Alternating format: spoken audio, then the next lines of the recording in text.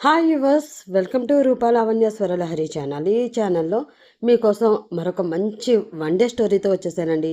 ఈ స్టోరీ కూడా ముందు స్టోరీస్ లాగానే మీకు బాగా నచ్చుతుంది అని ఆశిస్తున్నాను. నచ్చితే మాత్రం లైక్ చేసి, షేర్ చేసి, సబ్స్క్రైబ్ చేసుకోవడం మాత్రం మర్చిపోవద్దు. ఇంకా స్టోరీలోకి వెళదాం. హాయ్ బేబీ అంటూ దూరం నుంచి తన బాయ్ ఫ్రెండ్ని చూసి పలకరిస్తూ నవ్వుతూ లోపలికి వస్తుంది అనుపమ. ఆమె అలా పలకరించగానే ఆమె బాయ్ ఫ్రెండ్ అయిన డేనియల్ కూడా హాయ్ బేబీ అంటూ పలకరించి ఆమెకి ఎదురు వెళ్ళి గట్టిగా హత్తుకున్నాడు. ఎక్కడున్నారు మన బ్యాచ్ అంతా? ఓ, క్లాస్ స్టార్ట్ అయిపోయిందా? నువ్వు నా కోసమే వెయిట్ చేస్తున్నావా అంటూ చుట్టూ ఎవరు క్యాంపస్లో కనిపించకపోవడంతో అడుగుతుంది అనుపమ. హా బేబీ, నేను నీకోసమే వెయిట్ చేస్తున్నా. ఈరోజు ఎందుకని ఇంత లేట్ అయ్యింది నీకు అంటూ చొరవగా ఆమె చేతిని పట్టుకుని క్లాస్లోకి నడిపిస్తూ అడిగాడు డానియల్. అది తర్వాత చెప్తాను బేబీ. మార్నింగ్ మార్నింగ్ ఎందుకు మూడ్ స్పాయిల్ చేసుకోవడం అంటూ ఇద్దరు కాలేజీ లోపలికి వెళ్ళి క్లాస్లోకి పర్మిషన్ అడిగి తీసుకుని కూర్చుని క్లాసెస్ వింటూ ఉంటారు. వాళ్ళు చికాగోలో ఒక పెద్ద యూనివర్సిటీలో పోస్ట్ గ్రాడ్యుయేషన్ చదువుతూ ఉంటారు. అనుపమ పేరెంట్స్ తన పుట్టిన 4 ఏళ్లకే ఇక్కడికి వచ్చి సెటిల్ అయ్యి గ్రీన్ కార్డ్ కూడా పొంది అనుపమని కూడా అక్కడే ఉంచేశారు. ఆ తర్వాత వాళ్ళకి ఒకసారి కూడా ఇండియా వెళ్ళడమే అవ్వదు. కానీ వాళ్ళ కుటుంబాలన్నీ ఇండియాలోనే ఉంటాయి. క్లాస్ అయిపోయిన వెంటనే ఈవినింగ్ మళ్ళీ బయటకు వస్తారు ఇద్దరు. క్యాంటీన్లో కూర్చుని చెరో బర్గర్ ఆర్డర్ చేసుకుని తెచ్చి తింటూ, ఇప్పుడు చెప్పు బేబీ, మార్నింగ్ ఎందుకు లేట్ అయ్యింది నీకు అని అడుగుతాడు డేనియల్. మన కోసమే బేబీ, ఇంట్లో మన విషయం తెలుసు కదా. అమ్మా నాన్న నిన్ను అసలు యాక్సెప్ట్ చేయట్లేదు. నాకు ఏం చేయాలో తెలియట్లేదు. ఇట్స్ ఓకే బేబీ, ముందు మనం సెటిల్ అయితే తర్వాత వాళ్ళే ఒప్పుకుంటారు. ఈలోపు మనం లివిన్ స్టార్ట్ చేద్దాం అనగానే అసలు గొడవంతా దానికోసమే వచ్చింది. మ్యారేజ్ అయితే ఓకే కానీ లివిన్ రిలేషన్షిప్ అంటే అస్సలు యాక్సెప్ట్ చేయట్లేదు అమ్మా నాన్న. ఇప్పటి నుంచే మన సీరియస్ రిలేషన్షిప్ తీసుకుని మ్యారేజ్ చేసుకోవాలి అంటే నాకు అసలు ఇష్టం లేదు. కొన్ని ఇయర్స్ అయినా మన కెరియర్లో సెటిల్ అయ్యి ఎంజాయ్ చేసిన తర్వాత మ్యారేజ్ చేసుకుంటే బెస్ట్ అనేదే నా ఒపీనియన్ అనగానే డానియల్ కూడా నవ్వుతూ, నాది కూడా అదే ఒపీనియన్ కదా బేబీ, మన ఇద్దరిని థాట్స్ కూడా ఒకటే అంటాడు ముద్దుగా ఆమెతో. కానీ అది అమ్మా నాన్న వాళ్ళకి అర్థం కావట్లేదు. ఇండియా నుంచి వచ్చేసి ఇన్ని సంవత్సరాలు అవుతున్నా కూడా ఇంకా అక్కడ కల్చర్నే ఫాలో అవ్వాలి అంటూ ఏవేవో బుల్షిట్ మాట్లాడుతున్నారు. అందుకే ఉదయం లేట్ అయింది. వచ్చే వరకు అమ్మా నాన్న అదే గొడవ. ఏ విషయంలో అయినా నాన్న నాకు సపోర్ట్గా ఉంటారు, కానీ ఈ విషయంలో ఎక్కువ నాన్న ఆపుతుంటే నాకు ఏం చేయాలో కూడా తోచట్లేదు బేబీ. ఒకసారి నువ్వు వచ్చి మాట్లాడొచ్చు కదా అంటుంది. లాస్ట్ టైం వాళ్ళ ఇంటికి వెళ్ళినప్పుడు వాళ్ళ అమ్మా నాన్న అతన్ని చూసిన చూపులు గుర్తు చేసుకుని, నువ్వే మాట్లాడు బేబీ, వాళ్ళతో నాకంత క్లోజ్ రిలేషన్ లేదు కదా అంటాడు డేనియల్. అదేంటి బేబీ అలా అంటావు? రేపొద్దున మనకి మ్యారేజ్ అయిన తర్వాత అయినా సరే మనమే కదా వాళ్ళని చూసుకోవాలి. ఫ్యూచర్లో మనందరం కలిసే ఉండాలి. లేదు అంటే అట్లీస్ట్ వీకెండ్స్ అయినా సరే మనం వాళ్ళతోనే ఉండాలి కదా. తప్పదు. సో ఇప్పటి నుంచే మనం అలవాటు చేసుకోవాలి. నువ్వు వాళ్ళతో కొంచెం ఫ్రెండ్లీగా మూవ్ అయితే నీ గురించి వాళ్ళు అర్థం చేసుకుని మేబీ మన లివ్ ఇన్ ప్లాన్కి ఓకే చెప్పొచ్చు. ఈరోజు ఇప్పుడు నాతో పాటు వచ్చి వాళ్ళని కన్విన్స్ చేయడానికి ట్రై చేయి. ఈరోజు కాకపోతే ఒక 4 డేస్లో అయినా ఖచ్చితంగా ఒప్పుకుంటారురా బేబీ అంటూ డేనియల్ మొహం ఏడుస్తున్నట్లు పెట్టినా కూడా అతని చేతిని పట్టుకుని వాళ్ళ ఇంటికి తీసుకువెళ్ళిపోతుంది అనుపమ. ఉదయం అనుపమతో జరిగిన గొడవ వల్ల వాళ్ళ అమ్మా నాన్నల మూడ్ స్పాయిల్ అయ్యి ఆ రోజు వాళ్ళ ఆఫీస్కి సెలవు పెట్టి ఇంట్లోనే ఉండిపోతారు. అలా సడన్గా అనుపమ డేనియల్తో ఈవినింగ్ వస్తుంది అని వాళ్ళు కూడా అస్సలు ఎక్స్పెక్ట్ చేయరు. అందుకే హాల్లో కూర్చుని ఏదో డీప్ థింకింగ్లో ఉంటే, అమ్మ చూడు నేను ఎవరిని తీసుకువచ్చాను అంటూ నవ్వుతూ లోపలికి డేనియల్ చేతిని పట్టుకుని వస్తుంది అనుపమ. అక్కడ వాళ్ళు అతన్ని చూసి షాక్ అవుతారు. ఒకరి మొహం ఒకరు చూసుకుని లేచి నిల్చుని, కమ్ డేనియల్, సిట్ అంటూ చిన్నగా నవ్వుతారు. వాళ్ళిద్దరి నవ్వుల్లో జీవం లేదని అనుపమ డానియల్ ఇద్దరికీ అర్థమవుతుంది. అయినా కూడా ఏమీ అనలేక వాళ్ళు కూడా మౌనంగా వచ్చి సోఫాలో కూర్చోగానే అనుపమ వాళ్ళమ్మ సుభద్ర కిచెన్లోకి కాఫీలు తీసుకురావడానికి వెళ్తుంది. ఇంకా అనుపమ వాళ్ళ నాన్న శంకర్రావు గారు, హాయ్ డేనియల్, ఎలా ఉన్నాయి మీ స్టడీస్? మీకు ఈరోజు మోక్ టెస్ట్ అన్నారు, అయిపోయిందా అని స్టడీస్ కోసం మాత్రమే మాట్లాడుతూ ఉంటారు. హా అంకుల్, ఆల్ గుడ్. ఈ ఇయర్తో స్టడీస్ కూడా కంప్లీట్ అయిపోతున్నాయి అంటూ కాసేపు ఆ కవర్లన్నీ అయ్యాక సుభద్ర కాఫీస్ తీసుకువస్తే అవి తీసుకుని, అంకుల్ నేను మీతో మాట్లాడాలి అనుకుంటున్నాను ఆంటీ మీరు కూడా కూర్చోండి ప్లీజ్ అంటాడు. ఉదయం అయ్యింది సరిపోదని ఇప్పుడు వీడితో చెప్పించాలని అనుకుంటుందా అని మనసులోనే తిట్టుకుంటూ కూర్చుంటుంది సుభద్ర. చెప్పు డేనియల్, ఏంటి విషయం అంటూ ఏమీ తెలియని వాళ్ళలా అఫీషియల్గా మాటలు మొదలు పెట్టాలి అన్నట్లు గంభీరంగా అడుగుతాడు శంకర్రావు గారు. అదే అంకుల్, నేను అను లివిన్లో ఉండాలి అని ప్లాన్ చేస్తున్నాము అనగానే, ఈ విషయం గురించి ఆల్రెడీ మేము మార్నింగ్ మాట్లాడేసుకున్నాము. మాకు ఎవరికీ ఇష్టం లేదు. ప్లీజ్ ఈ టాపిక్ కాకుండా ఇంకేమైనా మాట్లాడాలంటే చెప్పు డేనియల్ అంటారు ఆయన సీరియస్ వాయిస్తో. లేదు అంకుల్, నేను దాని గురించి మాట్లాడాలని వచ్చాను. మీకు ఒకవేళ మా మీద ఏదైనా కంప్లైంట్ ఉంటే నాతో చెప్పండి అంటూ ఉండగానే చేతిని అడ్డుగా చూపించి, లేదు బాబు, నువ్వే కాదు, నీ ప్లేస్లో ఎవరున్నా కూడా మేము నో అనే చెప్తాము. మేము ఇండియా నుంచి వచ్చి చాలా ఏళ్ళు అయిపోయి ఉండొచ్చు, కానీ అక్కడ సాంప్రదాయాల్ని మర్చిపోలేము. అవి మా మూలాలు. నీకు అవన్నీ చిన్న చూపుగా అనిపించవచ్చు, చాదస్తం అనిపించవచ్చు, కానీ మాకు అవే గొప్ప. ఏమీ అనుకోకు అని లేచి నిల్చుంటారు. దానితో వేరే మాట్లాడాక డేనియల్ కూడా లేచి నిల్చుని అనుపమకి బాయ్ చెప్పి వెళ్ళిపోతాడు. వాళ్ళు అలా అతన్ని మొహం మీదే నో చెప్పి పంపించేస్తుంటే అనుపమకి ఏడుపు వచ్చేస్తుంది. అందుకే గట్టిగా ఏడుస్తూ, ఎందుకు డాడీ ఇలా చేస్తున్నారు? నేనంటే మీకు చాలా ఇష్టం కదా. అన్నిటికీ అమ్మ నో చెప్పినా మీరెప్పుడు నా డెసిషన్ కరెక్ట్ అంటూ ఓకే చెప్తారు కదా. దీనికి మాత్రం ఎందుకు నో అంటున్నారు? నేను అన్నీ మీకు చెప్పే చేస్తున్నాను కదా. మీ దగ్గర నేను ఎప్పుడూ ఏమీ దాచలేదు. అయినా కూడా ఎందుకు ఇలా చేస్తున్నారు అని గట్టిగా ఏడుస్తూ తన రూమ్లోకి వెళ్ళిపోతుంది. ఏం చేద్దామండి, అది ఇంతలా ఎప్పుడూ ఏడవలేదు, ఓకే చెప్దామా అని అడుగుతుంది సుభద్ర. ఏంటి అలా అంటావు? ఒకసారి లివిన్ స్టార్ట్ చేస్తే ఏమైపోతుందో నీకు తెలీదా? ఏమీ అవసరం లేదు. తనే 2 రోజులు పోయాక అన్నీ తెలుసుకుంటుంది, మనల్ని అర్థం చేసుకుంటుంది అంటారు గంభీరంగా శంకర్రావు గారు. అది కాదండి, అది ఏమడిగినా ఎప్పుడు దాని మాటకే ఓకే చెప్పే మీరు ఈరోజు ఇంత మొండి పట్టుదల ఎందుకు పడుతున్నారు? మనం తనకి అన్ని జాగ్రత్తలు చెప్పే పంపిద్దాం. అప్పుడు మనకి అన్నీ చెప్తుందిగా, ప్రాబ్లం ఉండదు కదా అంటుంది సుభద్ర. లేదు సుభద్ర, మనం ఈ విషయంలో ఎవరిని నమ్మలేము. వయసు ప్రభావం అలా ఉంటుంది. ఆ టైంలో తప్పు జరిగిపోయాక మనం మళ్ళీ ఆ కాలాన్ని వెనక్కి తీసుకురాలేము కదా. అందుకే నేను ఎంతలా చెప్తున్నాను, ఈ విషయంలో ఇంకా ఆర్గ్యుమెంట్స్ అనవసరం అని అతను కూడా కోపంగా తన రూమ్లోకి వెళ్ళిపోతారు. అలా భర్త ఒక రూమ్లోకి, కూతురు ఇంకో రూమ్లోకి వెళ్ళి బాధపడుతూ ఉంటే ఏం చేయాలో తోచక అక్కడే హాల్లో కూర్చుని తలపట్టుకుంటుంది సుభద్ర. అలా ఆమె అక్కడ కూర్చుని ఎంతసేపు ఆలోచించినా ఏం చేయాలో తోచదు. కూతురి మొండి పట్టుదల గురించి ఆవిడకి కూడా బాగా తెలుసు. చిన్నప్పటి నుంచి ఎన్నో సందర్భాల్లో వద్దు అన్న విషయాలే వాళ్ళ నాన్నతో చెప్పించి తన మాటే నెగ్గేలా చేయించుకోవడం తనకి బాగా అలవాటు. కానీ ఈ విషయంలో వాళ్ళ నాన్న సపోర్ట్ కూడా లేదు. అందుకే తెలిసి తెలియని వయసులో ఏం చేస్తుందో అని ఆవిడ ఇంకా భయపడుతుంది. అలా ఆలోచిస్తూనే నిద్ర పట్టక మధ్యరాత్రి 1 గంట వరకు కూర్చుండిపోతుంది. సడన్గా టైం చూసేసరికి కంగారుగా అనిపించి రూమ్లోకి వెళ్ళిపోయి పక్కనే ఉన్న మొబైల్ చూసి ఏదో ఆలోచన వస్తుంది. అప్పటికప్పుడే ఏదైతే అదే అయ్యిందిలే అని నిర్ణయం తీసుకుని మళ్ళీ హాల్లోకి వచ్చి ఇండియాలో ఉన్న వాళ్ళ అమ్మకి కాల్ చేస్తుంది. ఆ టైంలో ఇండియాలో ఈవినింగ్ టైం అవుతూ ఉంటుంది కాబట్టి వాళ్ళు పడుకోరని ఆవిడికి బాగా తెలుసు. అందుకే ఆలోచించకుండా ఫోన్ చేస్తుంది. వారానికి ఒక్కసారి, అది కూడా వాళ్ళ ఆయనకి తెలియకుండా ఇంట్లో వాళ్ళతో ఫోన్ మాట్లాడుతూ ఉన్నా కూడా ఇప్పుడు చేసే విషయం వేరేది కాబట్టి రింగ్ అవుతూ ఉంటే ఆవిడ గుండె సడి కూడా పెరిగిపోతూ ఉంటుంది. ఒక్కొక్క రింగు అవుతున్న కొద్దీ అనవసరంగా చేశాను, ఈ విషయం ఆయనకి తెలిస్తే ఎంత కోప్పడతారు, మళ్ళీ నాతో మాట్లాడడం మానేస్తారేమో అని ఆలోచిస్తూ లిఫ్ట్ చేయకపోతే బాగుండు అనిపిస్తూ ఉంటుంది ఆవిడికి. కానీ ఈలోపే ఫోన్ లిఫ్ట్ చేసి హలో అంటూ మనోహరమైన కంఠంతో పలుకుతారు వాళ్ళమ్మ రాజేశ్వరీదేవి. ఒకసారి తన తల్లి గొంతు వినేసరికి మనసులో గూడు కట్టుకుపోయిన బాధంతా బయటకు వచ్చి అమ్మా అంటూ గట్టిగా ఇచ్చేస్తుంది సుభద్ర.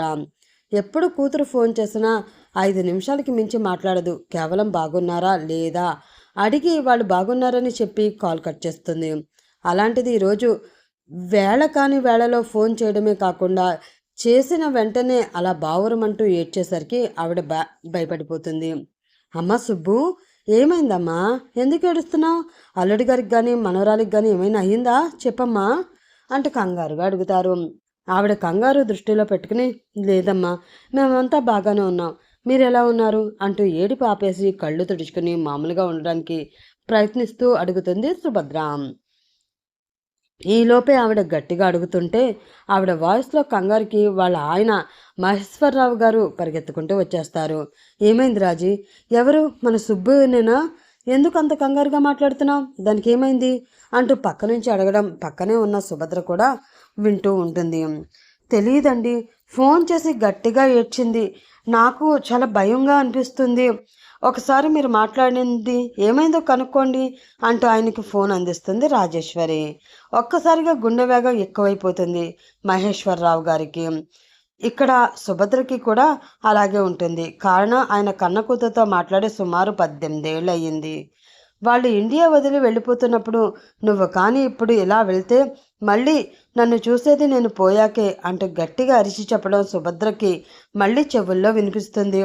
ఇప్పుడు వాళ్ళ నాన్న తనతో మాట్లాడతారా అని గుండె వేగం తగ్గించుకుంటూ తనే పంతం వదిలి నాన్న నన్ను క్షమించండి అంటుంది. ఆయన ఫోన్ చెవి దగ్గర పెట్టుకుని వింటున్నారని తెలిసి ఒక్కసారిగా తండ్రి హృదయం కదిలిపోయింది. ఎన్నాళ్ళ నుంచో గుండెలో గూడు కట్టుకున్న కోపం, బాధ అన్నీ ఆ క్షణంలో ఎక్కడికి వెళ్ళిపోయాయో తెలీదు. వెంటనే అమ్మ సుబ్బు, ఏమైందమ్మా? ఎందుకు అలా మాట్లాడుతున్నావు? ముందు ఏమైందో చెప్పు, మమ్మల్ని కంగారు పెట్టకు అంటారు ఆయన. లేదు నాన్న, మీరు నాతో మాట్లాడలేదు కదా ఇన్ని సంవత్సరాలు, ఇప్పుడు మాట్లాడతాను అనేసరికి ఆనందం. అంతేనా నాన్న? ఇంకేం కాదు, నేను బాగానే ఉన్నానుగా అంటూ చిన్నపిల్లలా మారిపోయి కళ్ళు రెండు తుడుచుకొని మామూలుగా మాట్లాడుతుంది. వెంటనే ఆయన కొంచెం కంగారు తగ్గించుకుని పక్కన ఉన్న రాజేశ్వరిని కూడా రూమ్లోకి తీసుకువెళ్ళి బెడ్ పైన కూర్చోపెట్టి లౌడ్ స్పీకర్ పెడతారు. చెప్పమ్మా, ఏమైంది? వేళ కాని వేళ ఈ సమయంలో ఫోన్ చేసి ఇలా కంగారు పడుతున్నావు, మాతో చెప్పమ్మా. పర్వాలేదు, ఇద్దరు అడుగుతారు లాలనగా. ఒకసారి వాళ్ళ బెడ్రూమ్ వైపు చూస్తుంది. డోర్ దగ్గరికి వేసే కనిపిస్తుంది, కానీ లోపల వాళ్ళ ఆయన శంకర్రావు పడుకున్నారో లేదో అని సుభద్రకి కంగారుగానే అనిపిస్తుంది. తన మాటలు వింటే ఇంకేమైనా ఉందా? పెద్ద యుద్ధమే జరిగిపోతుంది. అందుకే ఒక్క నిమిషం నాన్న, ఇప్పుడే వస్తాను అంటూ మొబైల్ని పక్కన పెట్టి వాళ్ళ రూమ్ దగ్గరికి వెళ్ళి డోర్ కొద్దిగా ఓపెన్ చేసి చూస్తుంది. శంకర్రావు గాఢ నిద్రలో ఉన్నట్లు ఆయన తీసుకుంటున్న శ్వాసే చెప్తుంటే గాఢంగా శ్వాస వదిలి డోర్ని దగ్గరికి వేసి బయట నుండి లాక్ చేస్తుంది. మరొకసారి కూతురు రూమ్ దగ్గరికి వెళ్ళి దాన్ని కూడా చూసి ఏడ్చి ఏడ్చి పడుకున్నట్లు ఆమె చెంపలపై ఉన్న కన్నీళ్ళ చారికలను చూసి నిట్టూర్పు వదిలి ఆ డోర్ కూడా లాక్ చేస్తుంది. మళ్ళీ హాల్లోకి వచ్చి వాళ్ళ అమ్మా నాన్నలతో మాట్లాడడం మొదలు పెడుతుంది సుభద్ర. ఇది నాన్న జరిగింది. ఏం చేయాలో నాకు తెలియడం లేదు. ఇద్దరూ ఎంత మొండివాళ్ళో మీకు తెలుసు కదా. ఎవరి మాట జరగకపోయినా ఇద్దరూ వెర్రెక్కిపోతారు. ఆ కోపాలలో ఏం చేస్తారో తెలియదు. మధ్యలో నేను ఇరుక్కుపోయాను. చాలా కంగారుగా అనిపించి మీతో మాట్లాడాలనిపించింది. అందుకే వేళాపాలా చూసుకోకుండా మీకు ఫోన్ చేసేసాను. ఇబ్బంది పెట్టాను కదా అంటుంది సుభద్ర. ఆయన గట్టిగా నవ్వేసి, అయ్యో పిచ్చి తల్లి, ఇబ్బంది అంటూ పెద్ద పెద్ద మాటలు ఎందుకమ్మా? అటువంటిదేమీ లేదు. నువ్వు ఎప్పుడు కావాలనుకుంటే అప్పుడే మాతో మాట్లాడవచ్చు. నువ్వు మా కన్న కూతురివి. మాతో కాకపోతే ఇవన్నీ ఎవరితో చెప్పుకుంటావు? సరే, నా మాట విని మనవరాల్ని కొన్ని రోజులు నా దగ్గరికి పంపించు. దానిలో మార్పు వస్తుందని నాకు నమ్మకం ఉంది. అది మన రక్తం కదా సుబ్బు. ఎలాగో ఒకలాగా మీ ఆయన్ని ఒప్పిస్తావా అని అడుగుతారు. ఏంటి నాన్న మీరు అనేది? మీతో మాట్లాడుతున్నానని తెలిస్తేనే ఆయన అగ్గి మీద గుగ్గిలమైపోతారు. అలాంటిది కూతుర్ని ఏకంగా ఇండియా, అది కూడా మీ దగ్గరికి పంపిస్తాను అంటే ఒప్పుకుంటారా అంటుంది భయంగా. తప్పదమ్మా, నా మాట విను. నీకు తెలుసు కదా ఏం జరిగిందో. అలాంటప్పుడు నా మాట వినడమే మంచిది. అది తప్ప వేరే పరిష్కారం లేదమ్మా అంటారు మహేశ్వరరావు గారు. ఆలోచించగా సుభద్రకి కూడా అదే నిజమనిపిస్తుంది. అందుకే అలాగే నాన్న, నేను తొందరలోనే అనుని మీ దగ్గరికి పంపిస్తాను. కానీ అది పూర్తిగా ఇక్కడే పెరిగింది. దానికి ఇండియా కల్చర్ గురించి, మన సాంప్రదాయాల ఆచారాల గురించి కొంచెం కూడా తెలీదు. నేను చెప్తూ పెంచినా ఆయన ముద్దుతో అవన్నీ వద్దని ఆపేసేవారు.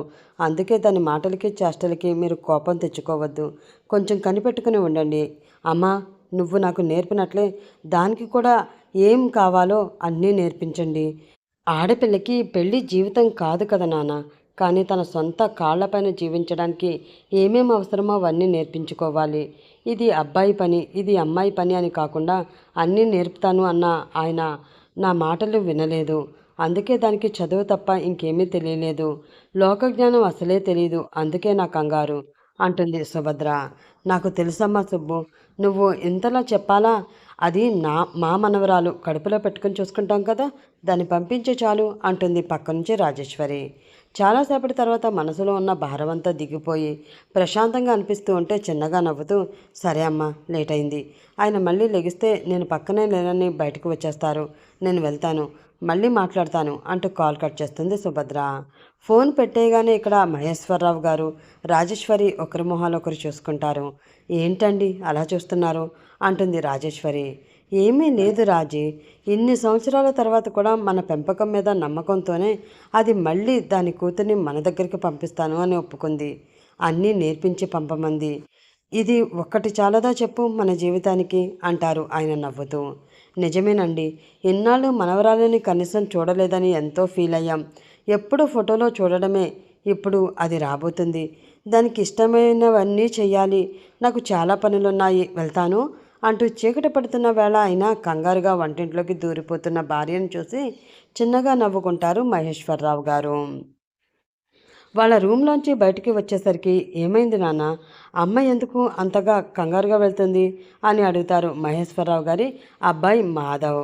ఆయన చిన్నగా నవ్వి, నువ్వే వెళ్ళి మీ అమ్మని అడగరా అనేసి ఆయన కూడా సంతోషంగా బయటికి వెళ్ళిపోతారు. అప్పుడు టైం 6:30 అవుతుంటే రోజు అదే టైంకి వాళ్ళ ఇంటికి దగ్గరలోనే ఉన్న పెద్ద మర్రి చెట్టు చుట్టూ ఉన్న గుట్ట మీద ఊరిలో మహేశ్వరరావు గారి వయసు వాళ్ళంతా వచ్చి కూర్చుని పిచ్చాపాటి మాట్లాడుకుంటూ ఉంటారు. అందులోనే ఊరికి కావలసిన వసతులు, ప్రస్తుతం ఉన్న సమస్యల గురించి చర్చించుకుంటూ ఉంటారు.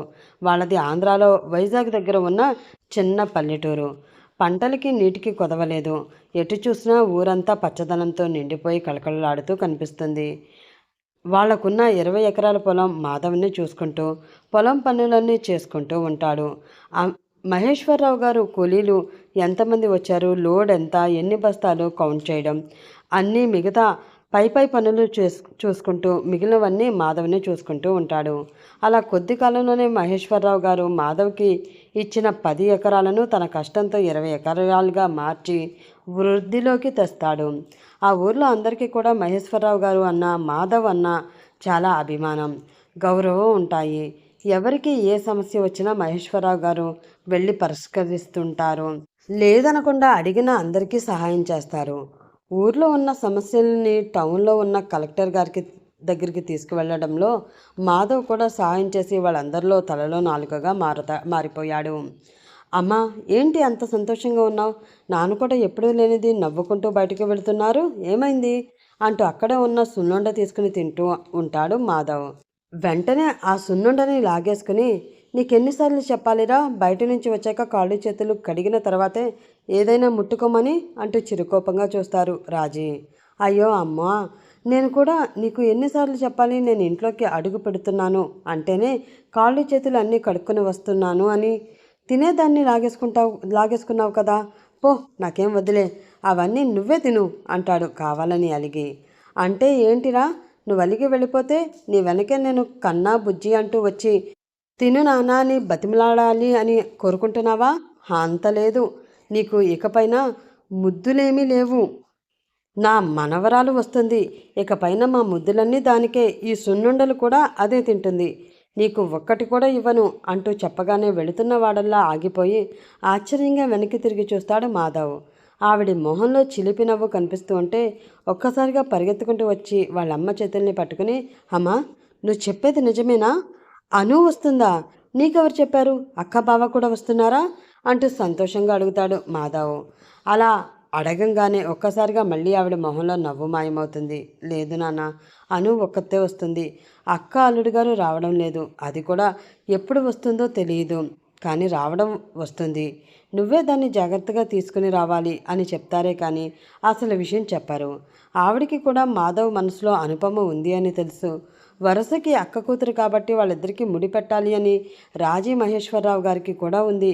కానీ అక్కడ శంకర్రావు గారికి ఇవేమీ నచ్చవు కాబట్టి బయటపడలేక మౌనంగా ఉండిపోయారు రాజేశ్వరి. అయితే అక్క రావడం లేదా? పోనీలే, కనీసం అను అయినా వస్తుంది. ఇంతకీ ఈ విషయం మీకెలా తెలిసింది విషయం అని అడుగుతాడు. ఇందాక అక్క ఫోన్ చేసి చెప్పిందిరా, అందుకే నేను దానికి ఏమి ఇష్టమో తెలియదు కాబట్టి అన్ని పిండి వంటలు చేస్తున్నాను అని నవ్వుతూ మిగతా పనులన్నీ చేస్తుంటే అను వస్తుంది అదే చాలు అని తనలో తానే నవ్వుకుంటూ అక్కడి నుంచి తన రూమ్లోకి వచ్చేస్తాడు మాధవ్. అద్దంలో చూసుకుంటే అతని నవ్వు అతనికి కొత్తగా కనిపిస్తూ తనలో తానే మాట్లాడుకుంటూ ఉంటాడు. వస్తున్నావాను, నిన్ను చూసి చాలా ఏళ్ళైపోయింది. ఎలా ఉన్నావు? ఏం చేస్తున్నావు? నీ స్టడీస్ కంప్లీట్ అయిపోయాయా? అసలు నేను నీకు గుర్తున్నానా? నువ్వు రాగానే నీతో ఎన్నో మాట్లాడాలి అని ఏవేవో ఊహించుకుంటూ నవ్వుకుంటూ వేరే లోకంలోకి వెళ్ళిపోతాడు మాధవ్. కానీ అక్కడ అనుపమ తన కోసం ఇండియాలో ఒకరు వెయిట్ చేస్తున్నారు అని కూడా తెలియక గాఢ నిద్రలో ఉంటుంది. తెల్లవారే లేచి ముందు రోజు అంతా ఏడవడంతో తలనొప్పిగా అనిపించి కాలేజీకి కూడా వెళ్లకుండా డేనియల్కి తాను రావట్లేదు అని మెసేజ్ చేస్తుంది. ముందు రోజు ఆఫీస్కి వెళ్ళకపోవడంతో ఆఫీస్ నుంచి కాల్స్ వస్తే శంకర్రావు గారు ఉదయాన్నే హడావిడిగా ఆఫీస్కి వెళ్ళిపోతారు. కానీ సుభద్ర మాత్రం కూతురికి ఒంట్లో బాగాలేదు, ఇంట్లో ఉంటుంది అని ఒక్కదాన్ని వదల్లేక ఆవిడ మళ్ళీ ఆ రోజు కూడా లీవ్ పెట్టేస్తారు. అమ్మా, తలనొప్పిగా ఉంది, కాఫీ కావాలి అంటూ నిద్రమత్తుతో తల పట్టుకుంటూ వస్తూ వచ్చి సోఫాలో సెటిల్ అయిపోతుంది అనుపమ. కూతుర్ని అలా చూడగానే సుభద్ర మనసు లాగుతుంది. కళ్ళు ఎర్రగా అయ్యి ఏడ్చి ఉండడం వల్ల బాగా ఉబ్బి కనిపిస్తాయి. ఒక్క పూటలోనే కూతుర్లో వచ్చిన మార్పు ఆవిడికి తెలుస్తున్నా ఇప్పుడు కఠినంగా ఉండకపోతే అనుపమ జీవితాంతం బాధపడవలసి వస్తుంది అని ఏమీ మాట్లాడకుండా వెళ్ళి కాఫీ తీసుకువచ్చి కూతురికి అందిస్తారు. నాన్నెక్కడా అంటూ కాఫీ ఒక సిప్ చేసి అడుగుతుంది. ఆఫీస్కి వెళ్ళారు అంటూ ఆవిడ కూడా పక్కనే కూర్చుని తన కాఫీ తాగుతూ ఉంటే, అమ్మా, కనీసం నువ్వైనా చెప్పు, అసలు మీ ప్రాబ్లం ఏంటి? డేనియల్ మంచివాడు కాదు అనుకుంటున్నారా? కావాలంటే తనతో మీరు ఒకసారి మాట్లాడండి, మీకు క్లారిటీ వచ్చిన తర్వాత మనం ముందుకు వెళ్దాం అంటుంది అనుపమ మళ్ళీ స్టార్ట్ చేసి. సరే, ఇప్పుడు మనం కాస్త ఓపెన్గా మాట్లాడుకుందామను. ఎలాగో మీ నాన్న కూడా లేరు, మనమే ఉన్నాం కాబట్టి ఫ్రెండ్స్లో మాట్లాడుకుందాం అనగానే అలాగే అంటూ నవ్వుతూ సోఫాలోనే రెండు కళ్ళు పెట్టి మఠం వేసుకుని ఇంట్రెస్టింగ్గా చూస్తూ ఉంటుంది అను. ఫస్ట్ నీకు డేనియల్ ప్రపోజ్ చేశాడా లేదంటే నువ్వే ప్రపోజ్ చేశావా అడగంగానే కనుబొమ్మను ముడిచి చూస్తూ డేనియల్నే ప్రపోజ్ చేశాడు అంటుంది అను. ఈ లివింగ్ ఆలోచన నీకు వచ్చిందా లేదంటే తనకా? అంటే డేనియల్కే. కాకపోతే నాకు కూడా ఓకే, ఇప్పుడే సీరియస్ రిలేషన్షిప్గా మ్యారేజ్ చేసుకోవాలి అని అయితే మాత్రం నాకు లేదు. లైఫ్లో ఇంకొంచెం ఏదైనా సాధించి నా గోల్ రీచ్ అయిన తర్వాత కాస్త ఎంజాయ్ చేశాక అప్పుడే పెళ్లి చేసుకుంటే బాగుంటుందని నా ఫీలింగ్. తనది కూడా సేమ్ అమ్మా, మా ఇద్దరి అభిరుచులే కాదు ఆలోచనలు కూడా ఒకటే అంటూ కేవలం లివింగ్లో ఉంటే ఒకే ఒక్క ఆలోచన వాళ్ళిద్దరికీ కలిసినందుకు అదే వాళ్ళిద్దరిలో బెస్ట్ ఫేర్గా ఉండవలసిన క్వాలిటీ అనుకున్నట్లు గొప్పగా చెప్తుంది అనుపమ. దానికి సుభద్రకి నవ్వాలో ఏడవాలో అర్థం కాక సరే అయితే మీ ఇద్దరు లివింగ్లో ఉండడానికి నేను యాక్సెప్ట్ చేస్తున్నాను అనగానే ఒక్కసారిగా షాక్ అయ్యి వెంటనే వాళ్ళ అమ్మని సైడ్ నుంచే హక్ చేసుకుని థ్యాంక్ యూ అమ్మ, థ్యాంక్ యూ సో మచ్, కానీ మరి నాన్నని ఎలా ఒప్పిస్తాం అని అడుగుతుంది.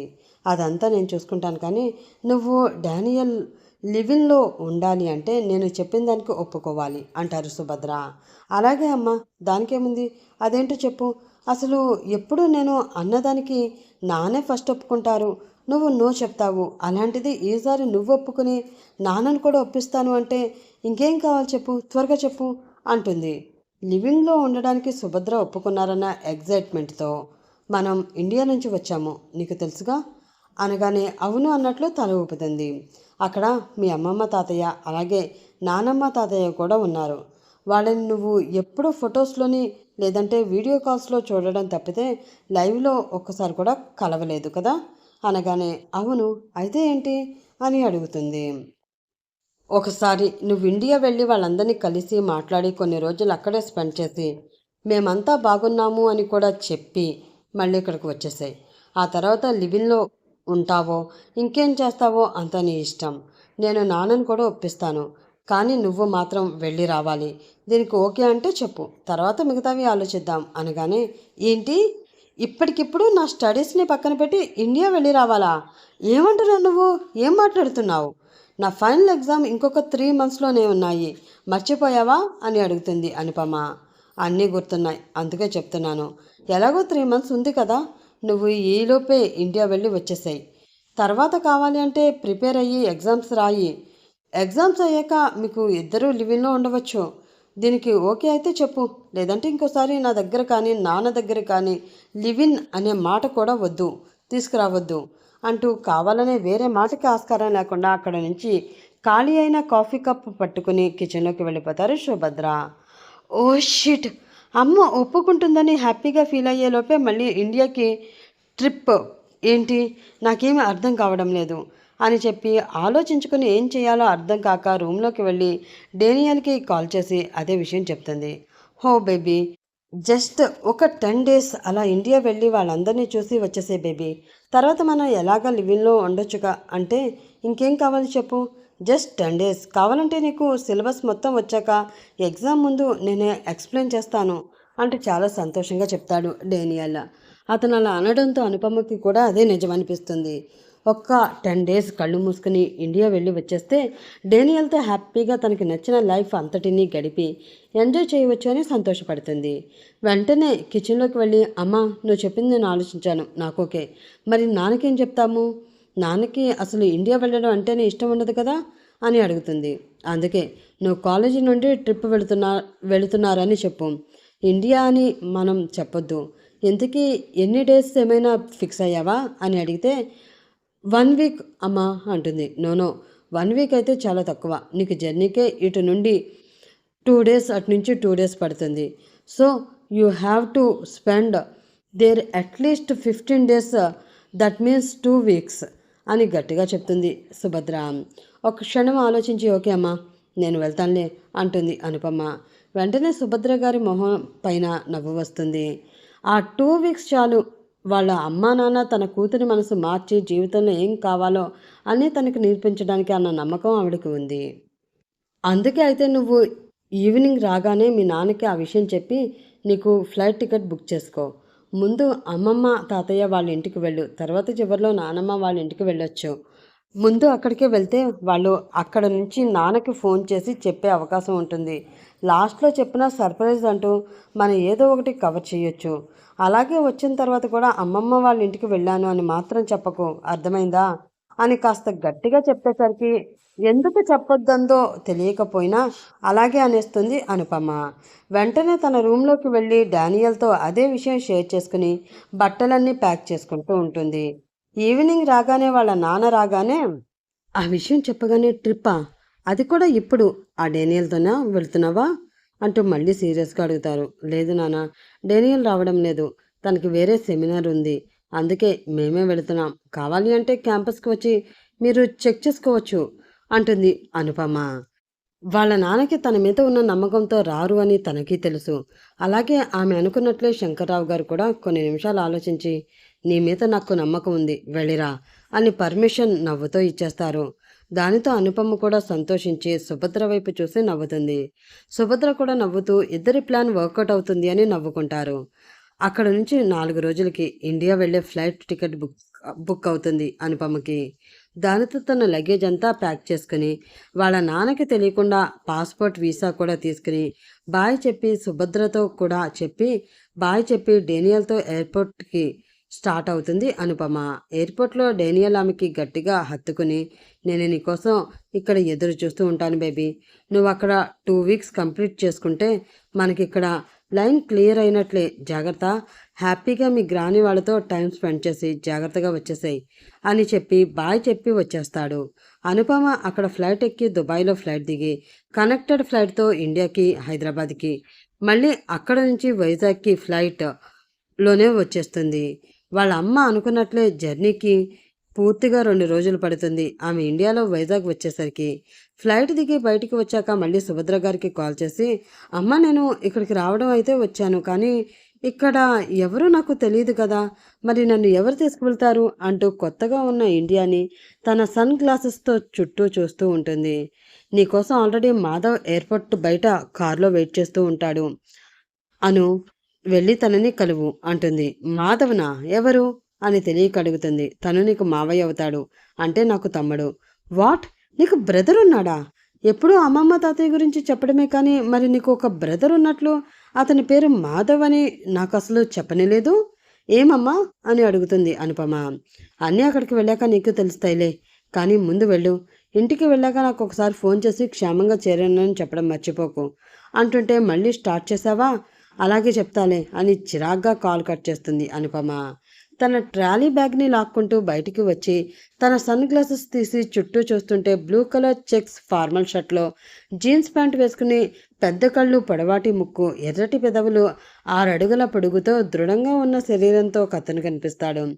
అమ్మ చెప్పిన మాధవ్ ఇతనేనా అని అనుకుంటూ దగ్గరికి వెళుతుంది. హాయ్, మీరు అనుపమ కదా అని తడబడుతూ అడుగుతాడు మాధవ్. అవును, నువ్వేనా మాధవ్ అంటే అంటూ చూడగానే ఏకవచనంతో పిలిచేసరికి కాస్త ఆశ్చర్యంగా చూస్తాడు మాధవ్. వరుసకి తను మేనకోడలు అయినా వయసులో చిన్నదే అయినా కూడా అనుపమ అంటే మీరేనా అని అడుగుతాడు మాధవ్. కానీ మావయ్య అవుతాడు అని తెలిసిన వయసులో పెద్ద అయినా కూడా నువ్వు అంటూ పిలిచేసరికి అను చాలా మారిపోయింది అనుకుంటూ అవును నేనే అను, నేను నీకు గుర్తున్నానా అంటూ సంతోషంగా అడుగుతాడు. అతని మొహంలో కనిపిస్తున్న సంతోషం ఏంటో అనుకి అర్థం కాక నేను ఇదే ఫస్ట్ టైం మిమ్మల్ని చూడడం, నాకు మీరు ఎలా గుర్తుంటారు అంటూ చిరాగ్గా అడుగుతుంది. దానితో మాధవ్ మొహం ఒక్కసారిగా వెల్లవెల్లబోతుంది. చిన్నప్పుడు మనిద్దరం కలిసి ఆడుకున్నాం, అవి గుర్తున్నాయేమో అని అడిగాను. సారీ, వెళ్దామా అని అడుగుతూ ఆమె చేతిలో ఉన్న ట్రాలీ బ్యాగ్ తీసుకుని ముందుకు నడుస్తూ ఉంటే పక్కకు వచ్చి ఆమె కూడా నడుస్తూ నేను ఇండియా వదిలి వెళ్ళిందే నాకు 4 ఇయర్స్ ఉన్నప్పుడు. అప్పుడు నేను నీతో ఆడుకున్నానో లేదో నాకెలా గుర్తుంటుంది? ఎనీవేస్, అమ్మ నువ్వు నాకు మావయ్య అవుతావని చెప్పింది. మావయ్య అంటే చాలా ఏజ్డ్ పర్సన్ అనుకున్నాను. నువ్వు చూస్తే చాలా యంగ్గా కనిపిస్తున్నావు. మా అమ్మకి నీకు ఎన్నేళ్ళు డిఫరెన్స్ అని అడుగుతుంది. నేను నీకన్నా 4 ఏళ్ళు పెద్ద అంతే అని చిన్నగా నవ్వుతూ నడుస్తాడు. ఓ, అయితే నీకు అమ్మకి చాలా ఏళ్ళు డిఫరెన్స్ ఉందన్నమాట అంటే అంటూ చేతి వేళ్ళు తీసి లెక్కలేసి ఓ మై గాడ్, అంటే నువ్వు మా అమ్మకి 18 ఇయర్స్ ఉన్నప్పుడు అమ్మమ్మకి పుట్టావా అంటూ షాక్ అవుతూ చూస్తుంది. మొదటిసారి కలిసినప్పుడే అలా అడిగేసరికి పల్లెటూరులో పుట్టి పెరిగిన మాధవ్కి ఏమని సమాధానం చెప్పాలో తోచక ఆగిపోతాడు. సారీ సారీ, నాకు నిన్ను అభ్యసింగ్ చేయాలని లేదు, జస్ట్ అలా అడిగాను అంతే, ఏమనుకోకు, పద వెళ్దాం అంటూ మాధవ్ మోహన్ చూసేసరికి అనవసరంగా అడిగాను అని ఫీల్ అవుతూ తనే ముందు వెళ్ళి కారులో కూర్చుంటే వెనక డిక్కీలో తను తెచ్చిన ట్రాలీ బ్యాగ్ని పెట్టేసి కార్ డ్రైవ్ చేస్తూ వెళ్తాడు మాధవ్. అతను పక్కనే కూర్చున్న అనుపమ మాత్రం ఇండియాలో ఉన్న రోడ్స్ని వాళ్ళ ట్రాఫిక్ రూల్స్ని చూసి మొహాన్ని చిరాగ్గా పెట్టుకుంటూ ఉంటుంది. ఏమైంది అని అడుగుతాడు మాధవ్. ఇక్కడేంటి అందరూ ఇలా ఉన్నారు, ఎప్పుడు ఇలాగే ఉంటారా అని అడుగుతూ ఉంటే అవును, కానీ ఏమైంది అని అడుగుతాడు. ఏం లేదు, మీరు అసలు ట్రాఫిక్ రూల్స్ ఫాలో అయ్యారా? ఎలా పడితే అలా డ్రైవ్ చేస్తున్నారా? డిస్కస్సింగ్ అంటూ చిరాగ్గా చూస్తూ ఉంటే అప్పుడు అతనికి అర్థమవుతుంది అనుపమ పుట్టింది ఇండియాలోనే అయినా తనకి ఊహ తెలిసిన నాటికే ఫారెన్ వెళ్ళిపోవడంతో అక్కడే పెరిగింది. ఇవేమీ తనకి అస్సలు తెలియదు, అందుకే అలా చిరాగ్గా చూస్తుంది అని అర్థమయ్యి ఇంకేం మాట్లాడాడు. అనుపమ కూడా ఇంకా అతనితో మాట్లాడాలని అనిపించక ఎప్పటిలాగానే తన మొబైల్ తీసి సోషల్ మీడియాలో తన పోస్టులకి వచ్చే లైక్స్ని చూస్తూ ఉంటుంది. వైజాగ్ దగ్గర నుంచి 20 కిలోమీటర్ల దూరంలో ఉండే ఊర్లో ఉంటారు వీళ్ళు. కార్ని అక్కడికి తీసుకువెళ్ళి ఇంటి ముందు ఆపేసరికి పూర్తిగా గంట పడుతుంది. ఓకే, వచ్చేసామా, అమ్మయ్య, అక్కడి నుంచి రావడానికి 3 ఫ్లైట్స్ మారాను. ఇప్పుడు ఇంత లాంగ్ జర్నీ, నేను చాలా అలసిపోయాను, కొంచెం నా బ్యాగ్ తీసుకురాగలవా ప్లీజ్ అని అడుగుతుంది. అయ్యో అను, ఎందుకు తీసుకురాను, నువ్వు అంతలా అడగాలా, నువ్వు లోపలికి పద, నేను తీసుకువస్తా అంటూ కార్ పార్క్ చేసి అనుపమ ట్రాలీ బ్యాగ్ని మళ్ళీ డిక్కీలోంచి తీసుకువచ్చి ఇంట్లోకి నడుస్తాడు. గుమ్మం దగ్గరే వాళ్ళ కోసం ఎదురు చూస్తూ కనిపిస్తారు రాజేశ్వరి, మహేశ్వరరావు గారు. వాళ్ళని చాలాసార్లు ఫొటోస్లోనే అలాగే వాళ్ళ నాన్న లేనప్పుడు వీడియో కాల్స్లోనే చూడడం అలవాటైన అనుపమ వాళ్ళని చూడగానే పోల్చి అమ్మమ్మ, తాతయ్య అంటూ వెళ్ళి ఇద్దరిని ఒక్కసారి హత్తుకుంటుంది. ఎలా ఉన్నావు అను అని ప్రేమగా అడుగుతారు మహేశ్వరరావు గారు. నేను బాగున్నాను తాతయ్య, మీరు ఎలా ఉన్నారు అంటూ అంటే బాగున్నాము అనగానే ఈలోపు రాజీ పనిమనిషి పార్వతి తెచ్చిన హారతి పళ్ళెం అందుకుని అనుపమ చుట్టూ తిప్పుతూ దిష్టి తీసి చివర్లో ఎర్ర నీళ్ళతో దిష్టి తీసి బొట్టు పెడుతుంది. ఇవన్నీ ఏంటి అంటూ విచిత్రంగా చూస్తుంది అనుపమ. నీకు దిష్టి తగులుతుంది అని దిష్టి తీశానమ్మా అనగానే దిష్టి, వాట్ ఈస్ దిష్టి అని అడుగుతుంది అనుపమ. నువ్వు చాలా దూరం నుంచి ట్రావెల్ చేసి వచ్చావు కదా, అందరూ నిన్ను చూసి ఉంటారు, వాళ్ళందరి నుంచి నీకు వచ్చే బ్యాడ్ వైబ్రేషన్ అన్నిటినీ పాజిటివ్గా ఎనర్జీగా మార్చాలని ట్రై చేస్తుంది మీ అమ్మమ్మ అని చెప్పగానే, వావ్ తాతయ్య బాగా చెప్పారు. ఇంతకీ నిజంగానే అలా అవుతుందా? లేదా ఓన్లీ మీ నమ్మకాలా అని అప్పుడే స్టార్ట్ చేసేస్తుంది అనుపమ. ముందు రోజే కూతురు అక్కడ ఫ్లైట్ ఎక్కగానే ఫోన్ చేసి ఆమె గురించి చూచాయిగా అంతా చెప్తుంది సుభద్ర. అందుకే ఇప్పుడు అనుపమ అడుగుతున్న ప్రశ్నలకి వాళ్ళేమీ వింతగా చూడకుండా, విసుక్కోకుండా సమాధానం చెప్పడానికి ఓపిగ్గా ఉంటారు. అందరికీ నమ్మకాలు ఉంటాయి కదరా తల్లి. ఇది మీ అమ్మమ్మ నమ్మకం. అలా చేయడం వల్ల మనకి పోయేదేం లేదు కదా. సరే ఇంట్లోకి వెళదాం. ముందు నువ్వు కాళ్ళు కడుక్కో అనగానే, ఎందుకు? నేను చెప్పులు వేసుకున్నాను కదా, నా కాళ్ళకేమీ డస్ట్ లేదమ్మమ్మా అంటుంది అను. అలా కాదురా, అంత దూరం నుంచి వచ్చావు కదా, అందుకనే కాళ్ళు కడుక్కుని లేదంటే స్నానం చేసైనా ఇంట్లోకి వెళ్ళాలి. ఇంట్లో మనం ఎప్పుడూ నీట్గా ఉండాలి కదా అంటారు రాజేశ్వరి. హా, ఇంకా ఇలాంటివన్నీ మీరు ఫాలో అవుతున్నారా? ఓకే, యాజ్ యువర్ విష్ అలాగే చేస్తాను అని నవ్వుతూ స్లిప్పర్స్ పక్కకి విప్పి అప్పటికే మాధవ్ కాళ్ళు కడుక్కోవడం చూసి తను కూడా అక్కడికి వెళ్ళి బయట పెట్టిన గంగాళంలో నీళ్లు తీసి కాళ్ళు చేతులు కడుక్కుని వాళ్ళ అమ్మమ్మతో ఇంట్లోకి నడుస్తుంది. ఇల్లు చాలా పాతకాలం నాటిది. అన్నీ చెక్కతో చేసిన వస్తువులే ఎక్కువగా కనిపిస్తూ ఉంటే వాటిని చెక్కిన నగిషి చాలా రేర్ పీసెస్ లా కనిపిస్తాయి. వావ్ తాతయ్య, ఇవన్నీ చాలా బాగున్నాయి. ఇవన్నీ యాంటిక్ పీసెస్లా ఉన్నాయి. ఎక్కడి నుంచి తీసుకువచ్చారు అని అడుగుతుంది. ఇవన్నీ మా తాతల కాలం నాంటివి తల్లి. చెక్కు చెదరకుండా అలాగే ఉంచాము. అందుకే యాంటిక్ పీసెస్ అయ్యాయి తప్పితే ఇవన్నీ ఎప్పుడు ఇలాగే ఉంటాయి. మేమేం కొననే లేదు అనగానే షాక్ అవుతూ పెద్ద కళ్ళని చేసుకుని చూస్తుంది అనుపమ. వెనకే మాధవ్ కూడా నవ్వుకుంటూ వచ్చి, అను, నీది ఇది నీ రూమ్ అంటూ అక్కడే ఉన్న గెస్ట్ రూమ్ని చూపిస్తాడు తన బ్యాగ్ పెడుతూ. అవునమ్మా, చక్కగా వేడి నీళ్లు పెడతాను. తలంటూ స్నానం చేసి వేరే డ్రెస్ వేసుకునిరా, నీకు తినడానికి అన్నీ రెడీగా ఉన్నాయి అనగానే అప్పటికే తను స్నానం చేసి చాలాసేపు అవడంతో చిరాగ్గా అనిపించి అలాగే అంటూ వాష్రూంలోకి వెళ్ళిపోతుంది అనుపమ. అనుపమ అలా లోపలికి వెళ్ళగానే రాజేశ్వరి గారు మాధవ్ చేతులు పట్టుకుని పక్కకు తీసుకువచ్చి, నాన్న, అనుకి పాత విషయాలు ఏమైనా గుర్తున్నాయా? ఏమైనా నీతో మాట్లాడిందా అంటూ ఆసక్తిగా అడుగుతారు. దానికి మాధవ్ చిన్నగా నవ్వి, లేదమ్మా, తనకేమీ గుర్తులేవు. తను ఇక్కడ నుంచి వెళ్ళేటప్పటికి 4 ఏళ్లే. ఏం గుర్తుంటాయి చెప్పు అంటూ అక్కడ నుంచి బాధగా వచ్చేస్తుంటే రాజీ గారికి కూడా మనసు మూగపోతుంది. కానీ అదే నిజం. అంత చిన్న పాపకి ఆ వయసులో ఏం జరిగిందో ఎలా గుర్తుంటుంది? నిజమే కదా అనుకుంటూ, పోనీలే, ఇకపైన అయినా నా మనవరాలు కొన్ని రోజులు నాతోనే ఉండబోతుంది, అంతే చాలు. అంతకుమించి నాకు ఇంకేమీ వద్దు అని తన ఆలోచన అక్కడే వదిలేసి అనుపమ రాగానే తనకి ఏం పెట్టాలా అని ఆలోచిస్తూ కిచెన్లోకి వెళ్ళిపోతారు. అక్కడ బయట హాల్లో కూర్చుని మాధవ్, వాళ్ళ నాన్న మహేశ్వరరావు గారు ఆ సంవత్సరం పండించిన వడ్ల బస్తాల లెక్కల గురించి, మిల్లులో ఇచ్చిన లెక్క గురించి మాట్లాడుతూ ఉంటారు. అనుపమ పావుగంటలో రెడీ అయ్యి బయటికి రాగానే ఆమెను చూసి అందరూ సంతోషంగా నవ్వుతారు. కాసేపు ముందు జీన్స్ ప్యాంటు నడుము వరకు ఉండే టాప్లో వస్తే ఇప్పుడు లాంగ్ మిడ్డీ టాప్ వేసుకుని చాలా అందంగా కనిపిస్తుంది. రండి, అందరికీ భోజనం వడ్డించేస్తాను అంటుంది రాజేశ్వరి.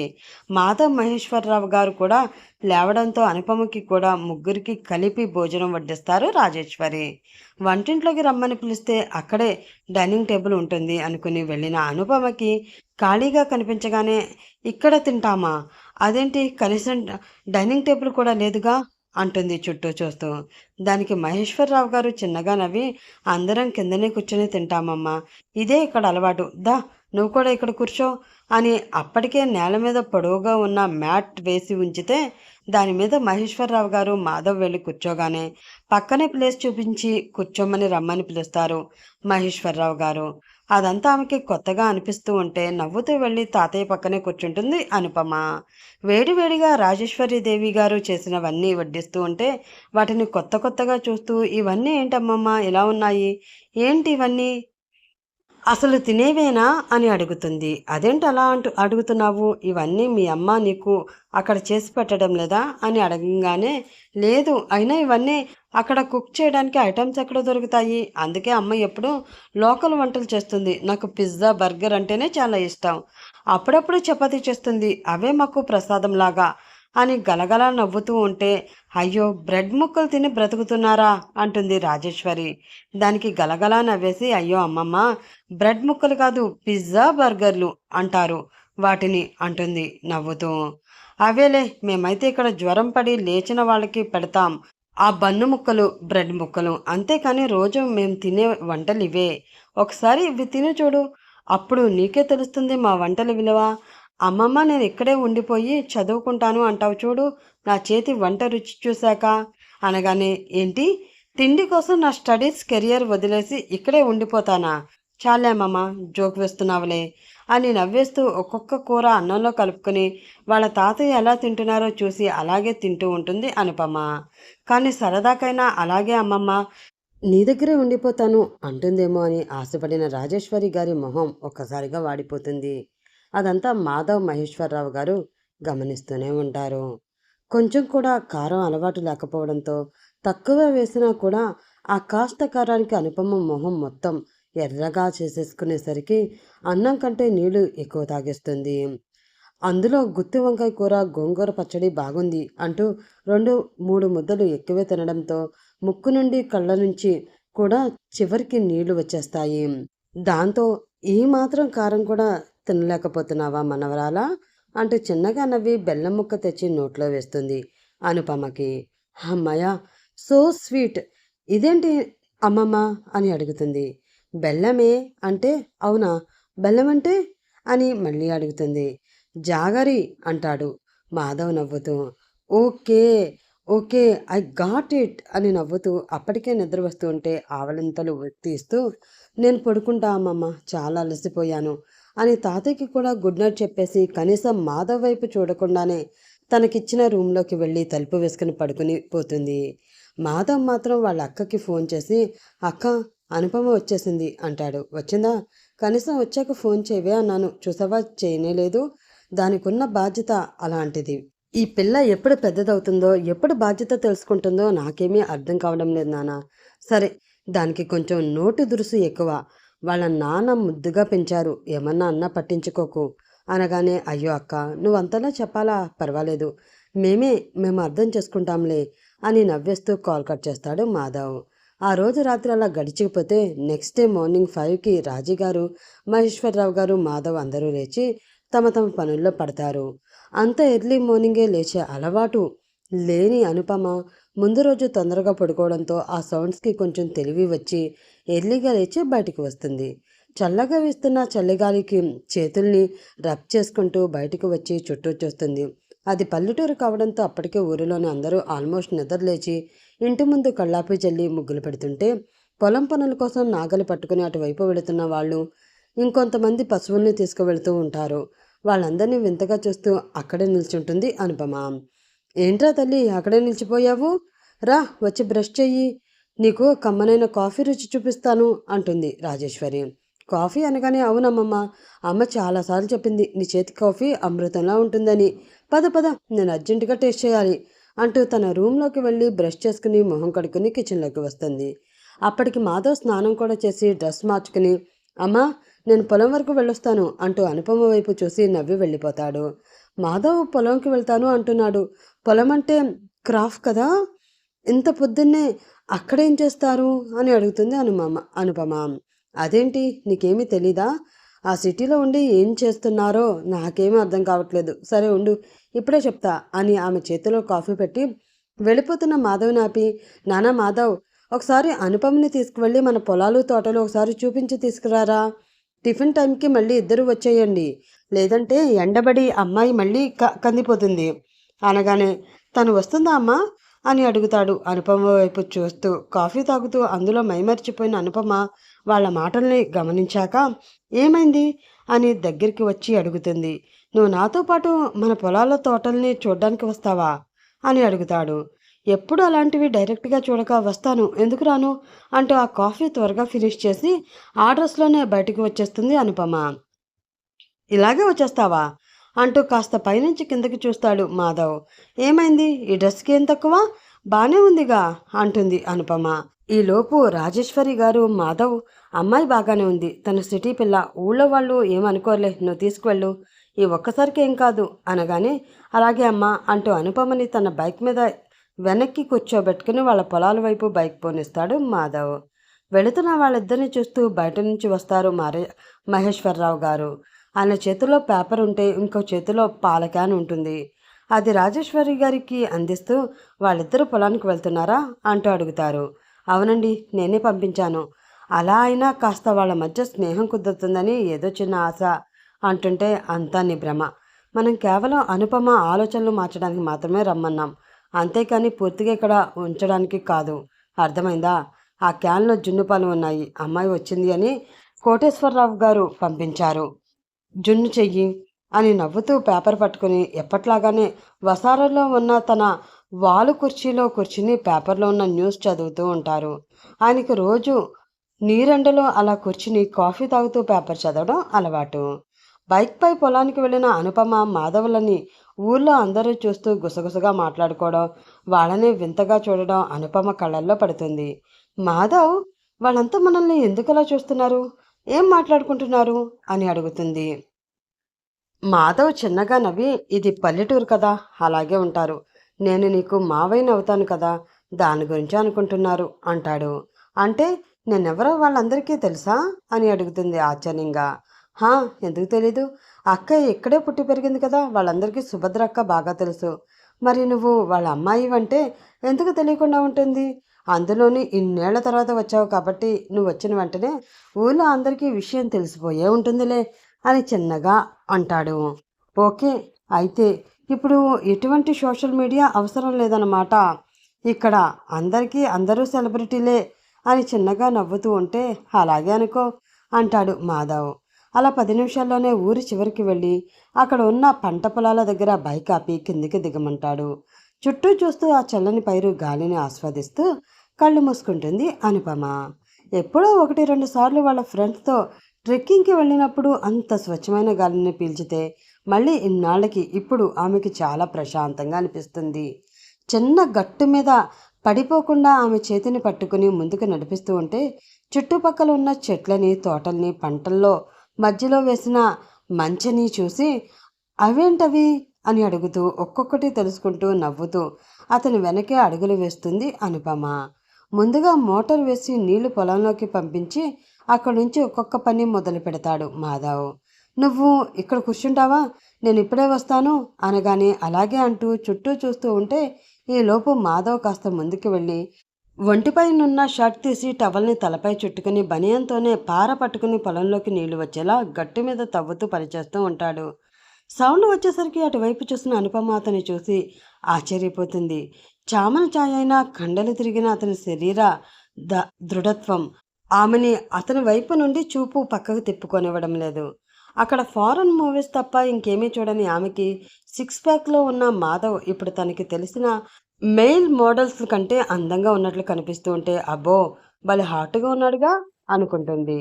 క్షణంలోనే అతని మోచేతుల వరకు బురద అంటుకుంటే మోకాళ్ళ వరకు మరిచిన ప్యాంటు వరకు ఆ బురదలోనే నిల్చుని కనిపిస్తాడు మాధవ్. ఒంటి నుండి వస్తున్న చెమట అతని అందాన్ని మరింత అందంగా చూపిస్తుంటే మొదటిసారి మాధవ్ని కొత్తగా చూస్తుంది అనుపమ. తెలియకుండానే ఆమె అడుగులు అటుగా పడితే బురదలో చూసుకోకుండా కాలు పెట్టి శర్మని జారి మాధవ్ మీదనే పడిపోతుంది అను. అది మాధవ్ కూడా ఊహించక ఆమె బరువుతో జారుతూ మళ్ళీ ఇద్దరు అదే బురదలో మొత్తంగా పడిపోతారు. కింద ఆమె, పైన అతను. సడన్గా పడేసరికి ఆమె దృఢమైన ఛాతీ ఆమె మెత్తని పరువాలని గుద్దుకొని ఇద్దరిలో ఒకసారిగా వేడిని పుట్టిస్తుంది. ఉలిక్కిపడి ఇద్దరు చూసుకుంటే తెలియకుండానే వాళ్ళ చూపులు లాక్ అయిపోతాయి. అతను నుదుటి నుండి పడుతున్న చెమట చుక్కలు ఆమె నుదుటిని అభిషేకిస్తూ ఉంటే చల్లని పిల్లగాలి వాళ్ళని తాకి వెళుతూ ఉంటుంది. అతని చెయ్యి టాప్ తప్పిన ఆమె నడుముని తాకుతుంటే ఒళ్ళంతా పులకించినట్లు అనిపిస్తుంది.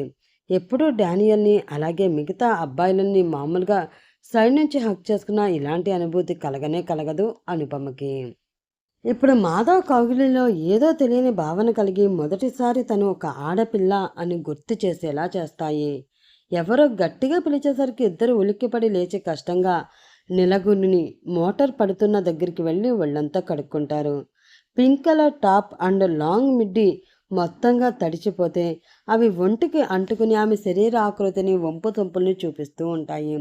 మాధవ్ చాలా కష్టంగా ఆమెని చూడకుండా ఉండడానికి ప్రయత్నిస్తూ అక్కడి నుంచి వేగంగా ఇంకో పక్క వెళ్ళిపోతే అతనిలో వచ్చిన మార్పుని గమనిస్తూ వెనక్కి వెళుతుంది అనుపమ. ఎందుకో మాధవ్ కళ్ళలో ఆమెకి ప్రేమకి మించిన ఏదో కనిపిస్తుంది. అదేంటి తెలుసుకోవాలనే ఆరాటం మొదలవుతుంది అనులో. అక్కడి నుంచి వరుసగా మాధవ్ చేస్తున్న పనులు కూడా ఆమెకి ఇంకాస్త ఆశ్చర్యాన్ని పెంచేస్తాయి. కొంతమేర పొలం వరి నాట్లు వేస్తే ఇంకొంత శనగకాయలు, ఇంకొంత భాగంలో టమాటాలు, పచ్చిమిరపకాయలు అలా రకరకాల పంటలు సీజన్ వైజ్గా వేస్తూ ఉంటాడు మాధవ్. ఎప్పుడూ వెజిటేబుల్స్ని మార్కెట్లో కొనుక్కోవడం తప్పితే అవి ఎలా పండిస్తారో తెలియని అనుపమ ఇప్పుడు ఒక్కసారిగా వాటిని చూసి షాక్ అవుతూ ఉంటుంది. వావ్, వెజిటేబుల్స్ అండ్ రైస్ ఇలా పండిస్తారా, చాలా బాగున్నాయి. నువ్వు ఆ బురదలో దిగావు కదా, నీకేం అనిపించడం లేదా అని మొహం చిట్లించుకుని అడుగుతుంది అనుపమ. ఇది మట్టి అను, అమ్మ లాంటిది. మనం దానికి ఏమిస్తే అదే మళ్ళీ మనకి తిరిగిస్తుంది. దీన్ని మనం ఆశ్రయించుకోకూడదు. ఎప్పటికైనా మనం కలిసిపోయేది మళ్ళీ మట్టిలోనే కదా అనగానే, ఓ వావ్, ఇంట్రెస్టింగ్. ఏమో అనుకున్నాను, బాగానే మాట్లాడుతున్నావే. ఇంతకీ ఏం చదువుకున్నావు నువ్వు అని అడుగుతుంది.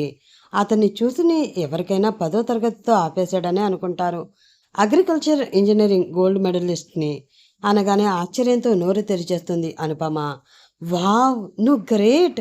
మరి అంత చదువుకుని ఇక్కడే ఉంటావా అని అడిగితే, నాకు ఇదే ఇష్టం. అందుకే నేను చదువుకున్నది కూడా పంటల కోసమే చదువుకున్నాను. అగ్రికల్చర్ మాత్రమే మన దేశాన్ని ముందుకు నడిపిస్తుంది అంటూ తను కూడా ముందుకు నడుస్తుంటాడు. కాసేపు అక్కడే తిరిగి ఎండ ఎక్కువ అవుతున్న వేళ మళ్ళీ ఇద్దరు ఇంటికి వచ్చేస్తారు. అప్పటికి రాజీ వీళ్ళ కోసం ఎదురు చూస్తూ ఉంటుంది. రాగానే అనుకి రెడీ అయ్యి రమ్మని చెప్పి స్నానం చేసి వచ్చాక ఆవిడే రూమ్లోకి వెళ్ళి, అమ్మా అను, ఈ రోజుకి లంగావోణి వేసుకో అమ్మా. పారిజాతం గారి వాళ్ళ అమ్మాయికి ఈరోజు పెళ్లి కూతురిని చేస్తున్నారు. పేరంటానికి పిలిచారు. నువ్వు నేను వెళ్ళాలి. మహేశ్వరరావు గారి మనవరాలు అంటే వచ్చిన వాళ్ళంతా నిన్ను చూసి కళ్ళు తిప్పుకోకూడదు కదా అంటూ వద్దన్నా వినకుండా ఆవిడే లంగావోణి వేసి తన నగలన్నీ పెడతారు.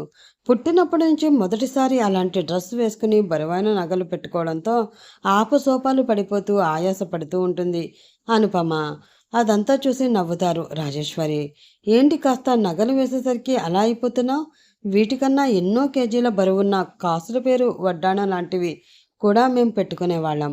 ఇప్పుడు అవేమీ పెట్టుకోవడమే లేదు. సరే, టైం అవుతుంది, తినేసి వెళ్దాంరా అంటూ బయటికి తీసుకువస్తుంది. అనుపమని అలా చూడగానే మహేశ్వరరావు గారికి మాధవ్కి కళ్ళు మిలమిలా మెరుస్తాయి. అంత అందంగా కనిపిస్తుంది. చూసారా మీ మనవరాల్ని ఎంత బాగా రెడీ చేశానో? వద్దంటే వద్దని మంకు పట్టింది. నేను వింటానా? రాక రాక వచ్చింది. నాకు మళ్ళీ ఇలా చూసే అవకాశం వస్తుందో రాదో. అందుకే ఈ డ్రెస్ వేసి నగలు పెట్టేశాను. ఇప్పుడు చూడండి, పుత్తడి బొమ్మలా ఉంది కదా నా బంగారు తల్లి అంటూ మురిసిపోతుంది రాజేశ్వరి. అవును, నిజంగానే మా అను పుత్తడి బొమ్మే అంటూ దగ్గరికి తీసుకుని నుదుటిపైన ముద్దు పెడతారు మహేశ్వరరావు గారు. వాళ్ళ సంతోషాన్ని చూసి ఆ డ్రెస్ తనకి ఇబ్బందిగా ఉన్నా కూడా కాసేపు ఉంచుకోవాలని అనుకుంటుంది అనుపమ. అప్పుడే వాళ్ళు కూడా చిన్నగా నవ్వుకుంటారు. ఎందుకంటే సుభద్ర ఫోన్లో చెప్తుంది తనకి ఇష్టం లేని డ్రెస్, అలాగే ఆర్నమెంట్స్ లాంటివి అస్సలు వేసుకోదు అనుపమ. ఒక్క క్షణం కూడా ఉంచుకోదు. ఎంత చెప్పినా తన కంఫర్ట్ కోసం మాత్రమే ఆలోచిస్తూ అంతా తనిష్టమే అంటుంది. కానీ అవతలి వాళ్ళ కోసం కొంచెం కూడా ఆలోచించే మనస్తత్వం తనకి లేదని చెప్తుంది. కానీ ఇప్పుడు వాళ్ళ అమ్మమ్మ తాతయ్య కళ్ళల్లో కనిపిస్తున్న సంతోషం కోసం ఆ డ్రెస్ వేసుకోవడానికి కూడా సిద్ధపడింది. ఆ చిన్న మార్పే కదా వాళ్ళు కోరుకున్నది. టిఫిన్ కోసం తనకి ఇష్టమని ఇడ్లీ బొంబాయి చట్నీ చేస్తుంది. చాలా టేస్టీగా ఉన్నాయి అంటూ ఇంకో 2 ఇడ్లీలు ఎక్కువ వేసుకుని మరీ తినేస్తుంది అనుపమ. ఆ తర్వాత నలుగురు కలిసి పేరంటానికి వెళ్తారు. అక్కడ పారిజాతం గారి అమ్మాయి లలితని పెళ్లి కూతుర్ని చేస్తూ ఉంటారు. అందరూ వచ్చి ఆశీర్వదిస్తే వాళ్ళలో కలిసిపోయి అనుపమ కూడా వెళ్ళి తనపైన అక్షంతలు వేస్తుంది. ఒక్కసారిగా అందరూ గొల్లమని నవ్వుతారు. వాళ్ళంతా ఎందుకు నవ్వారో అర్థం కాక బిడియంగా అమ్మమ్మ వెనక్కి చేరుతుంది అనుపమ. ఆ క్షణం ఆమె అలా వెనక్కి చేరేసరికి మాధవ్కి కూడా గుండె నిండిపోతుంది. మొదటిసారి అనువులో ఒక అమ్మాయిగా సిగ్గు బిడియం కనిపిస్తున్నాయి. అప్పటి వరకు మగరాయుడిగా ఉన్న అనుపమ ఒక్కసారిగా లంగావోణి వేసుకుని 16 అణాల ఆడపిల్లలా మారిపోయి ఇప్పుడు సిగ్గుతో అమ్మమ్మ చెంతన చేరి కొంగు పట్టుకునేసరికి చిన్నప్పుడు తను పట్టు పరికిణీలో చూసిన అనుపమనే గుర్తొస్తుంది మాధవ్కి. అతి కష్టం మీద అనుపమ దగ్గరికి వెళ్లకుండా ఉండడానికి ప్రయత్నిస్తూ తన ఫ్రెండ్స్తో మాట్లాడుతూ ఉంటాడు అతను.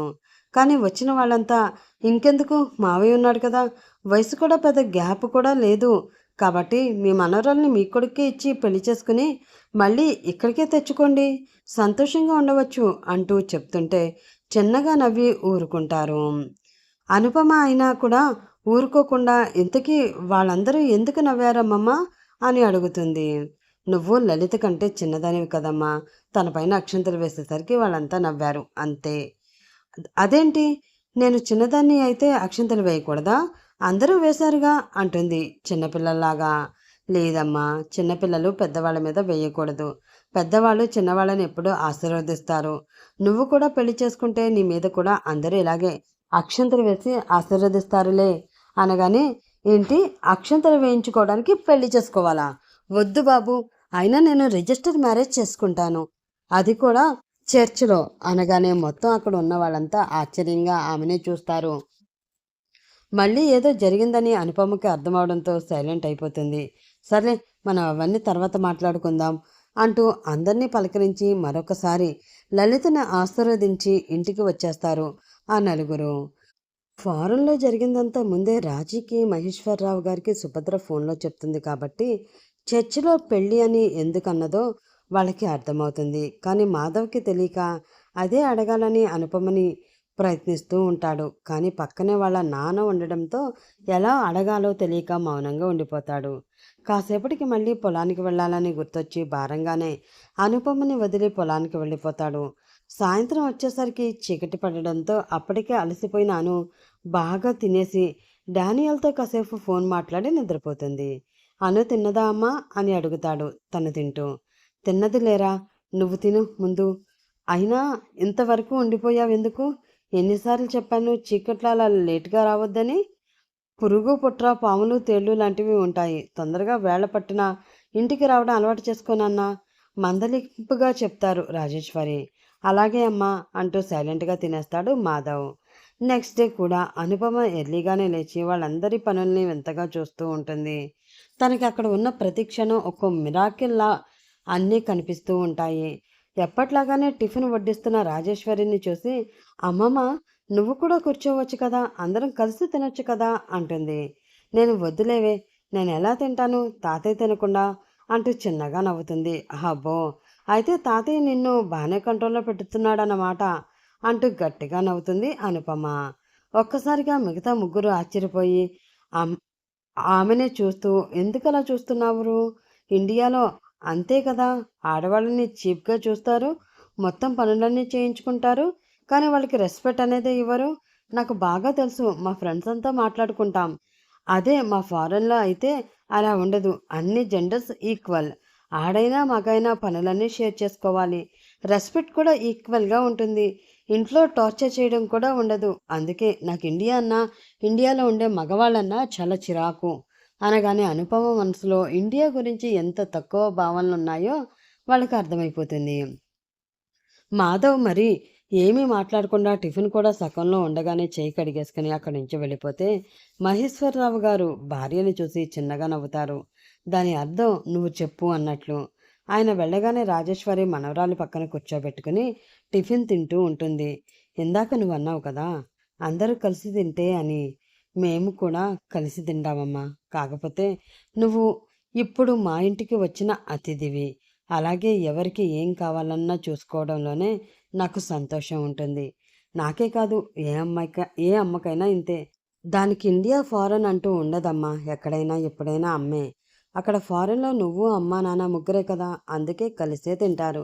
అదే మీ ఇంటికి ఎవరైనా గెస్ట్ వస్తే వాళ్ళకి పెట్టకుండా వడ్డించకుండా మీరు తినేస్తారా అనగానే కాదు అన్నట్లు తల అడ్డంగా ఊపుతుంది అనుపమ.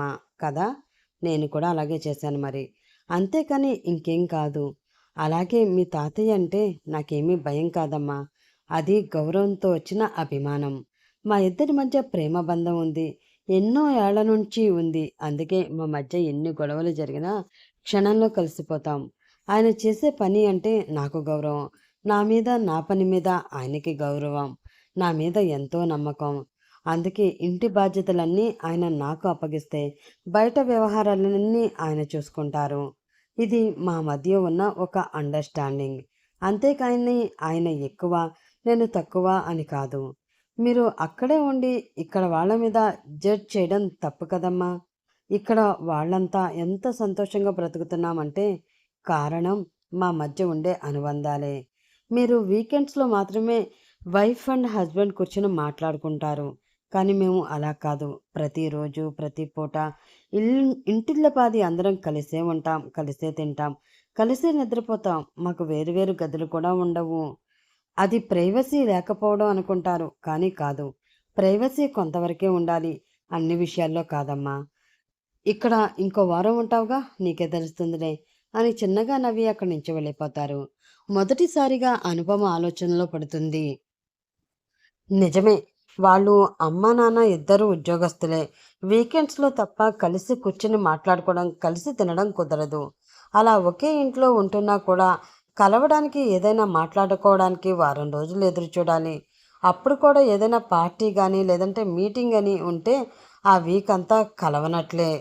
కానీ ఇక్కడ అమ్మమ్మ, తాతయ్య ప్రతిరోజు, ప్రతి పూట కలిసే ఉంటారు. కలిసే పడుకుంటారు. ఇంకా మాధవ్ కష్టపడుతున్నాడు అన్న మాటే కానీ తనకి ఎటువంటి స్ట్రెస్‌లు లేవు. హాయిగా తనకు నచ్చిన వర్క్ చేసుకుంటున్నాడు. తనతో పాటు ఇంకో నలుగురికి పని కల్పిస్తున్నాడు. అన్నిటికి మించి వేరే వాళ్ళ ఆకలి తీర్చడానికి చదువుకున్నా కూడా ఇక్కడే ఉండి రైతుగా ఉండిపోయాడు. అక్కడ వాళ్ళు ఎన్ని మార్క్స్ తెచ్చుకున్నా ప్రొఫెసర్‌కి సాటిస్ఫాక్షన్ ఉండదు. ఇంకా పర్సెంటేజ్ తగ్గింది అంటూ స్ట్రెస్ తెస్తారు. ఎంత చదువుకున్నా అవి కూడా బుర్రలోకి కొంతవరకే కదా వెళ్తాయి. అదయ్యాక జాబ్స్, ట్రైనర్స్ ఇంకా జాబ్ వచ్చి జాయిన్ అయినప్పటి నుంచి ఒకటే ఉరుకులు, పరుగులు. ఎందుకోసం చేస్తున్నారో, ఎవరి కోసం చేస్తున్నారో తెలియకుండానే ఊబిలో కూరుకుపోయి ఆ చట్రంలోనే తిరుగుతూనే ఉంటారు.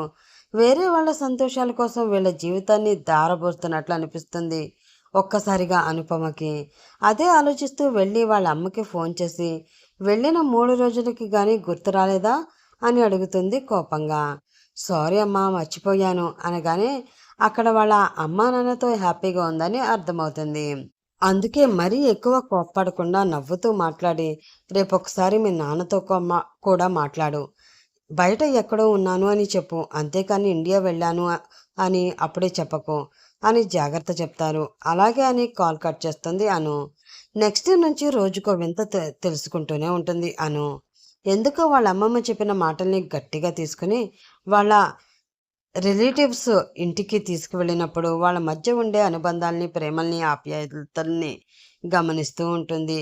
తను ఇంతవరకు కలిసిన ప్రపంచంలో ఫ్రెండ్స్, ఫ్యామిలీ అంతా ఏదో హాయ్ అని మాట్లాడి అప్పుడు మాత్రమే ఎఫెక్షన్ చూపించి నెక్స్ట్ డే నుంచి కనీసం వాళ్ళు ఎవరో తెలియనట్లు బ్రతుకుతూ ఉంటే ఇక్కడ మాత్రం అలా కాకుండా లేచినప్పటి నుంచి పడుకునే వరకు ప్రతిరోజు అవసరం ఉన్నా లేకపోయినా పలకరించుకుంటూ మాట్లాడుకుంటూ కలిసి నవ్వుతూ అన్నిటినీ సంతోషంతో పంచుకుంటూ ఉంటారు. వాళ్ళ ప్రపంచానికి వీళ్ళ ప్రపంచానికి చాలా తేడా ఉన్నట్లు అనిపిస్తుంది. టెక్నాలజీ వెనుక ప్రపంచం పరిగెడుతుందా లేదంటే ప్రపంచం వెనుక టెక్నాలజీ పరిగెడుతుందా అన్న ప్రశ్న మొదటిసారి మనసులో కలుగుతుంది అనుపమకి. ఇంకో 2 రోజులకి పెళ్లి కూతుర్ని చేసిన లలితకి పెళ్లి అంటూ మళ్ళీ ఇంటిల్లపాది పారిజాతం గారి వాళ్ళ ఇంటికి బయలుదేరతారు.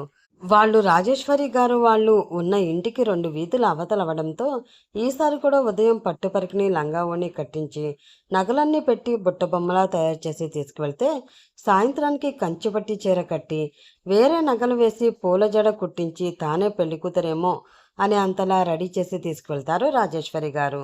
ఇంకా పెళ్లి మండపంలో అడుగు పెట్టినప్పటి నుంచి ప్రతి ఒక్కరి చూపు అనుపమ మీదే ఉంటుంది. అదంతా మాధవ్ చూస్తూ ఉంటే తనలో అసూయ పెరిగిపోతూ ఉంటుంది. అలా అని ఎవరిని ఏమీ అనలేడు. తన మనసులో ఉన్న ప్రేమని బయటికి కూడా చెప్పలేడు. నువ్వు ఇక్కడే ఉండు తల్లి, నేను ఇప్పుడే వస్తాను అంటూ ఒక చైర్లో కూర్చోబెట్టి పారిజాతాన్ని పలకరించడానికి వెళ్తారు రాజేశ్వరి. అక్కడే ఉన్న చిన్న పాప పరిగెత్తుకుంటూ వచ్చి పడిపోతే అయ్యో బేబీ అంటూ పరిగెత్తుకుంటూ వెళ్ళి పాపని లేపుతుంది అనుపమ.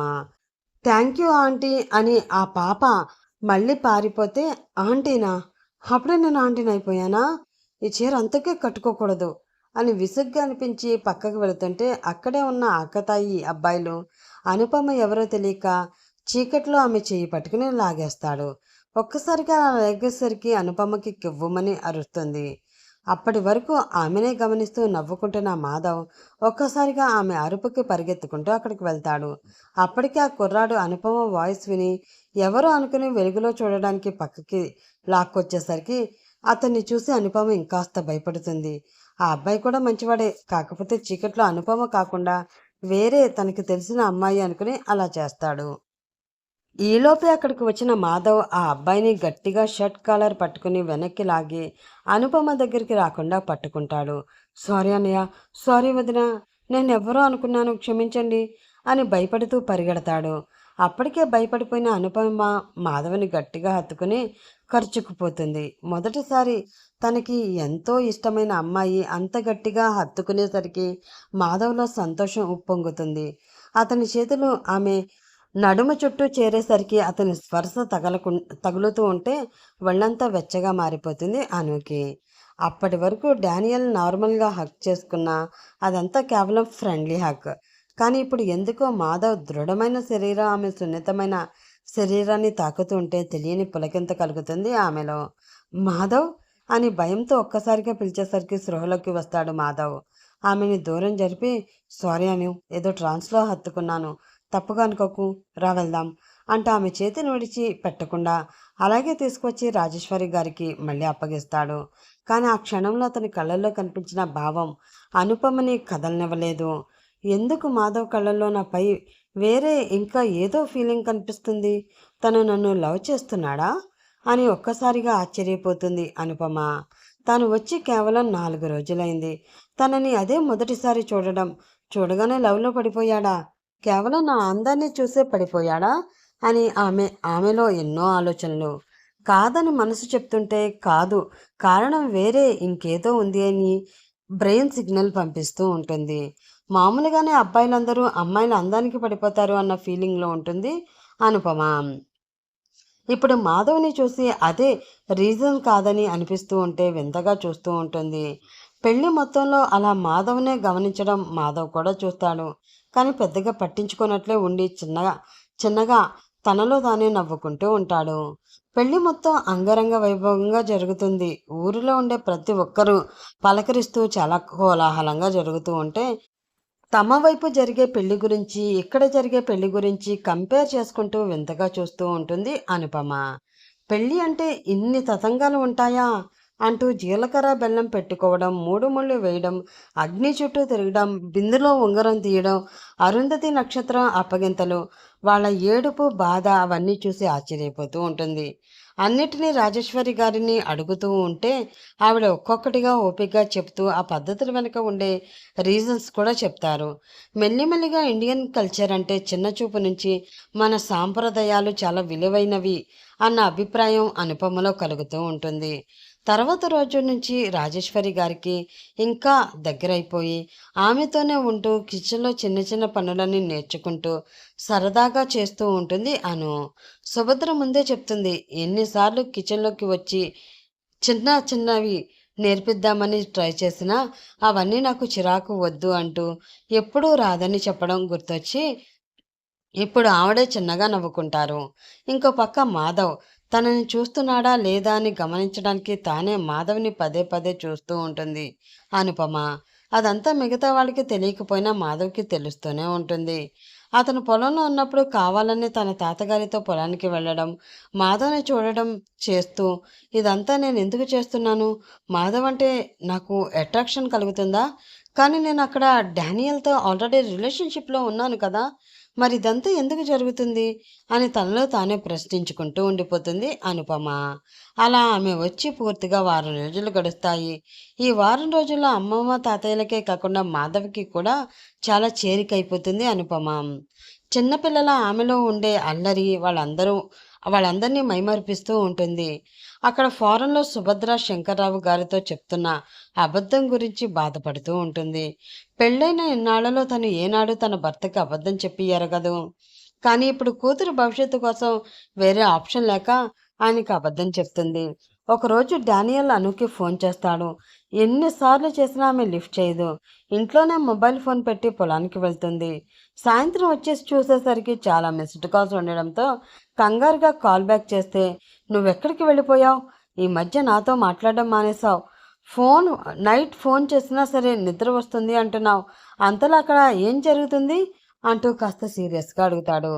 మనసులో ఎటువంటి కల్మషం లేని అను ఇండియాలో తన అమ్మమ్మ, తాతయ్య అలాగే మాధవ్తో కలిసి ఎలా సంతోషంగా గడుపుతుందో అవన్నీ చెప్పగానే ముందు మామూలుగానే తీసుకున్న డానియల్ మాధవ్ తనకి మావయ్య అవుతాడు అని, చుట్టాలందరూ తనని పెళ్లి చేసుకోమని సరదాగా అంటున్నారు అని చెప్పడంతో అతని ఆలోచనలు మాధవ్ దగ్గర ఆగిపోతాయి. ఎందుకో తనకి ఇదంతా అనుపమ వాళ్ళ అమ్మ వేసిన ప్లాన్లా అనిపిస్తూ ఉంటే కావాలని నెక్స్ట్ డేని వాళ్ళ ఇంటికి వచ్చేసి, హాయ్ అంకుల్, అను ఇండియా నుంచి ఎప్పుడు వస్తుంది అంటూ అడుగుతాడు. దాంతో ఆయన ఒక్కసారిగా విస్తుపోయి, అను ఇండియా నుంచి రావడం ఏంటి? తను కాలేజీ ట్రిప్కి కదా వెళ్ళింది అంటారు. అదేంటి, మీతో అలా చెప్పిందా? మరి నాతో ఏంటి? ఆంటీనే దగ్గరుండి తనని ఇండియా పంపించారని చెప్పింది అనగానే ఆయన కోపంతో సుభద్ర వైపు చూస్తారు. నిజమేనా అంటూ గంభీరంగా అడిగేసరికి ఆమె చేతులు కాళ్ళు వణికిపోతాయి. ఆవిడ మొహంలో కనిపిస్తున్న భయానికి ఆయనకి డేనియల్ చెప్పిందంతా నిజమే అని అర్థమైపోతుంది. ఇన్నాళ్ళు నేను డేనియల్ని తప్పుగా అనుకున్నాను, కానీ నాకు ఇంట్లోనే శత్రువులు ఉన్నారని ఈరోజు తెలిసింది. సుభద్ర, నువ్వింత పని చేస్తావని అనుకోలేదు. నన్ను మోసం చేసి నా కూతుర్ని నాకు కాకుండా చేయాలని కదా నువ్వు ప్లాన్ చేసావు. నేను అది ఎప్పటికీ జరగనివ్వను అంటూ తను వెంటనే ఇండియా బయలుదేరడానికి ఫ్లైట్ టికెట్ బుక్ చేసుకుంటూ ఉంటే, అంకుల్ ప్లీజ్ నేను వస్తాను, ఏమీ అనుకోకండి అంటాడు డేనియల్. సరే అనేస్తారు ఆ టెన్షన్లో ఉన్న శంకర్రావు గారు. కానీ సుభద్రకి అదంతా అస్సలు నచ్చదు. తన భర్త వెళ్తే వెళ్ళాలి కానీ మధ్యలో ఈ అబ్బాయి ఎందుకు అనేది ఆవిడ వాదన. కానీ ఆ సమయంలో ఆ మాట కూడా చెప్పలేదు. తన భర్త ఆమె మీద చాలా కోపంగా ఉన్నారు, అందుకే సైలెంట్గా ఉండిపోతుంది. Next day flight ticket book చేసుకుని శంకర్రావు గారు డానియల్ ఇద్దరు అను ఉన్న ఊరు దగ్గరికి వెళ్ళి వాళ్ళ ఇంటికి వెళ్తారు. అక్కడికి వెళ్ళేసరికి తెల్లవారినే లేచి ఇంట్లో ఉన్న ఆవు దూడతో ఆడుకుంటూ తనతో సెల్ఫీలు దిగుతూ కనిపిస్తుంది అనుపమ. అను అని గట్టిగా అరుస్తారు శంకర్రావు గారు. ఆ అరుపుతో బయట వరండాలో పేపర్ చదువుతున్న మహేశ్వరరావు గారు, లోపల వంటింట్లో ఉన్న రాజేశ్వరి, అప్పుడే పొలానికి వెళ్ళడానికి రెడీ అవుతున్న మాధవ్, మొత్తం అందరూ వచ్చేస్తారు. అల్లుడి గారు మీరా అంటూ రాజేశ్వరి ఆశ్చర్యంగా చూస్తే, అవును అల్లుడినే. నా కన్ను కప్పి నా కూతుర్ని మాయ చేసి మళ్ళీ మీ వలలో చిక్కుకొని ఇక్కడే ఉంచేయాలని కదా మీ ప్లాన్. నాకు తెలియదు అనుకుంటున్నారా? సుభద్ర మీతో కలిసి బాగానే ప్లాన్ చేసింది, కానీ అది ఎప్పటికీ జరగనివ్వను. అది నా కూతురు, నాతోనే ఉండాలి అను వెంటనే నీ లగేజ్ ప్యాక్ చేసుకుని వస్తావా రావా అంటూ కంగుమని గట్టిగా అడుగుతారు. నానా ఏమైంది? అయినా మీరేంటి ఇంత సడన్గా వచ్చారు? ఎందుకు అంత కోపంగా ఉన్నారు? ముందు లోపలికి రండి అని వాళ్ళ నాన్న వెనకే ఉన్న డానియల్ని కూడా చూసి ఒక్కసారిగా షాక్ అవుతుంది. ఏంటి అలా చూస్తున్నావాను? అవును, తనే నాకు నిజం చెప్పాడు. ఆఖరికి కట్టుకున్న భార్య కన్న కూతురే మోసం చేస్తే తనే నన్ను నమ్మి నిజం చెప్పాడు. లేదంటే ఇంకా నువ్వు ఎన్ని రోజులు ఇక్కడే ఉండేదానివో తెలీదు. వాళ్ళు ఏదో ఒక మాయ చేసేవారు. ఇప్పుడే నాతో వస్తున్నావా లేదా అని మళ్ళీ అడిగేసరికి, నాన్న ప్లీజ్ ఎందుకంత కోపం? అమ్మ తాతయ్య అంటే నీకు ఇష్టం లేదు అని అమ్మ చాలాసార్లు చెప్పింది. కానీ అసలు ఏమైందో చెప్తారా లేదా అంటూ కోపంగా అడుగుతుంది. అను తండ్రి కోపం మొండితనం కలగలిపే పుట్టింది. ఏమైందో నిజం తెలిసే వరకు ఆమె రాదని అతనికి కూడా అర్థమయ్యి, సరే జరిగిందేంటో చెప్తాను అంటూ అక్కడే వరండాలోనే నిల్చుని వాళ్ళ జీవితాల్లో జరిగిన గతం చెప్తారు. మహేశ్వరరావు గారికి ఒక్కగానొక్క సంతానం సుభద్ర. ఆమెకి 18 ఏళ్ళు వచ్చాక ఒకసారి పొలంలో మోటార్ స్విచ్ ఆన్ చేయడానికి వెళ్తారు మహేశ్వరరావు గారు. అప్పుడే ఆయనకి కరెంట్ షాక్ కొట్టడం, పక్కనే వాళ్ళ పొలంలోనే పనిచేస్తున్న పాలేరు రంగయ్య ఆయన్ని కాపాడబోయి ఆ కరెంట్ షాక్లో చనిపోవడం జరుగుతుంది. అతని కొడుకే మాధవ్. అప్పటికి మాధవ్కి 2 ఏళ్ళు. వాళ్ళ అమ్మ కూడా చిన్నప్పుడే చనిపోవడంతో అలా మాధవ్ అనాథ అవుతాడు. తను కాపాడబోయి చనిపోయేసరికి మహేశ్వరరావు గారు మాధవ్ని అలా వదల్లేక ఇంటికి తీసుకువచ్చి దత్తత తీసుకుని కన్న కొడుకులాగానే పెంచుకుంటూ ఉంటారు. సుభద్ర కూడా మాధవ్ని సొంత తమ్ముళ్లాగానే చూసుకుంటుంది. ఆ తర్వాత 2 ఏళ్లకి సుభద్రకి శంకర్రావు గారికి పెళ్లి జరుగుతుంది.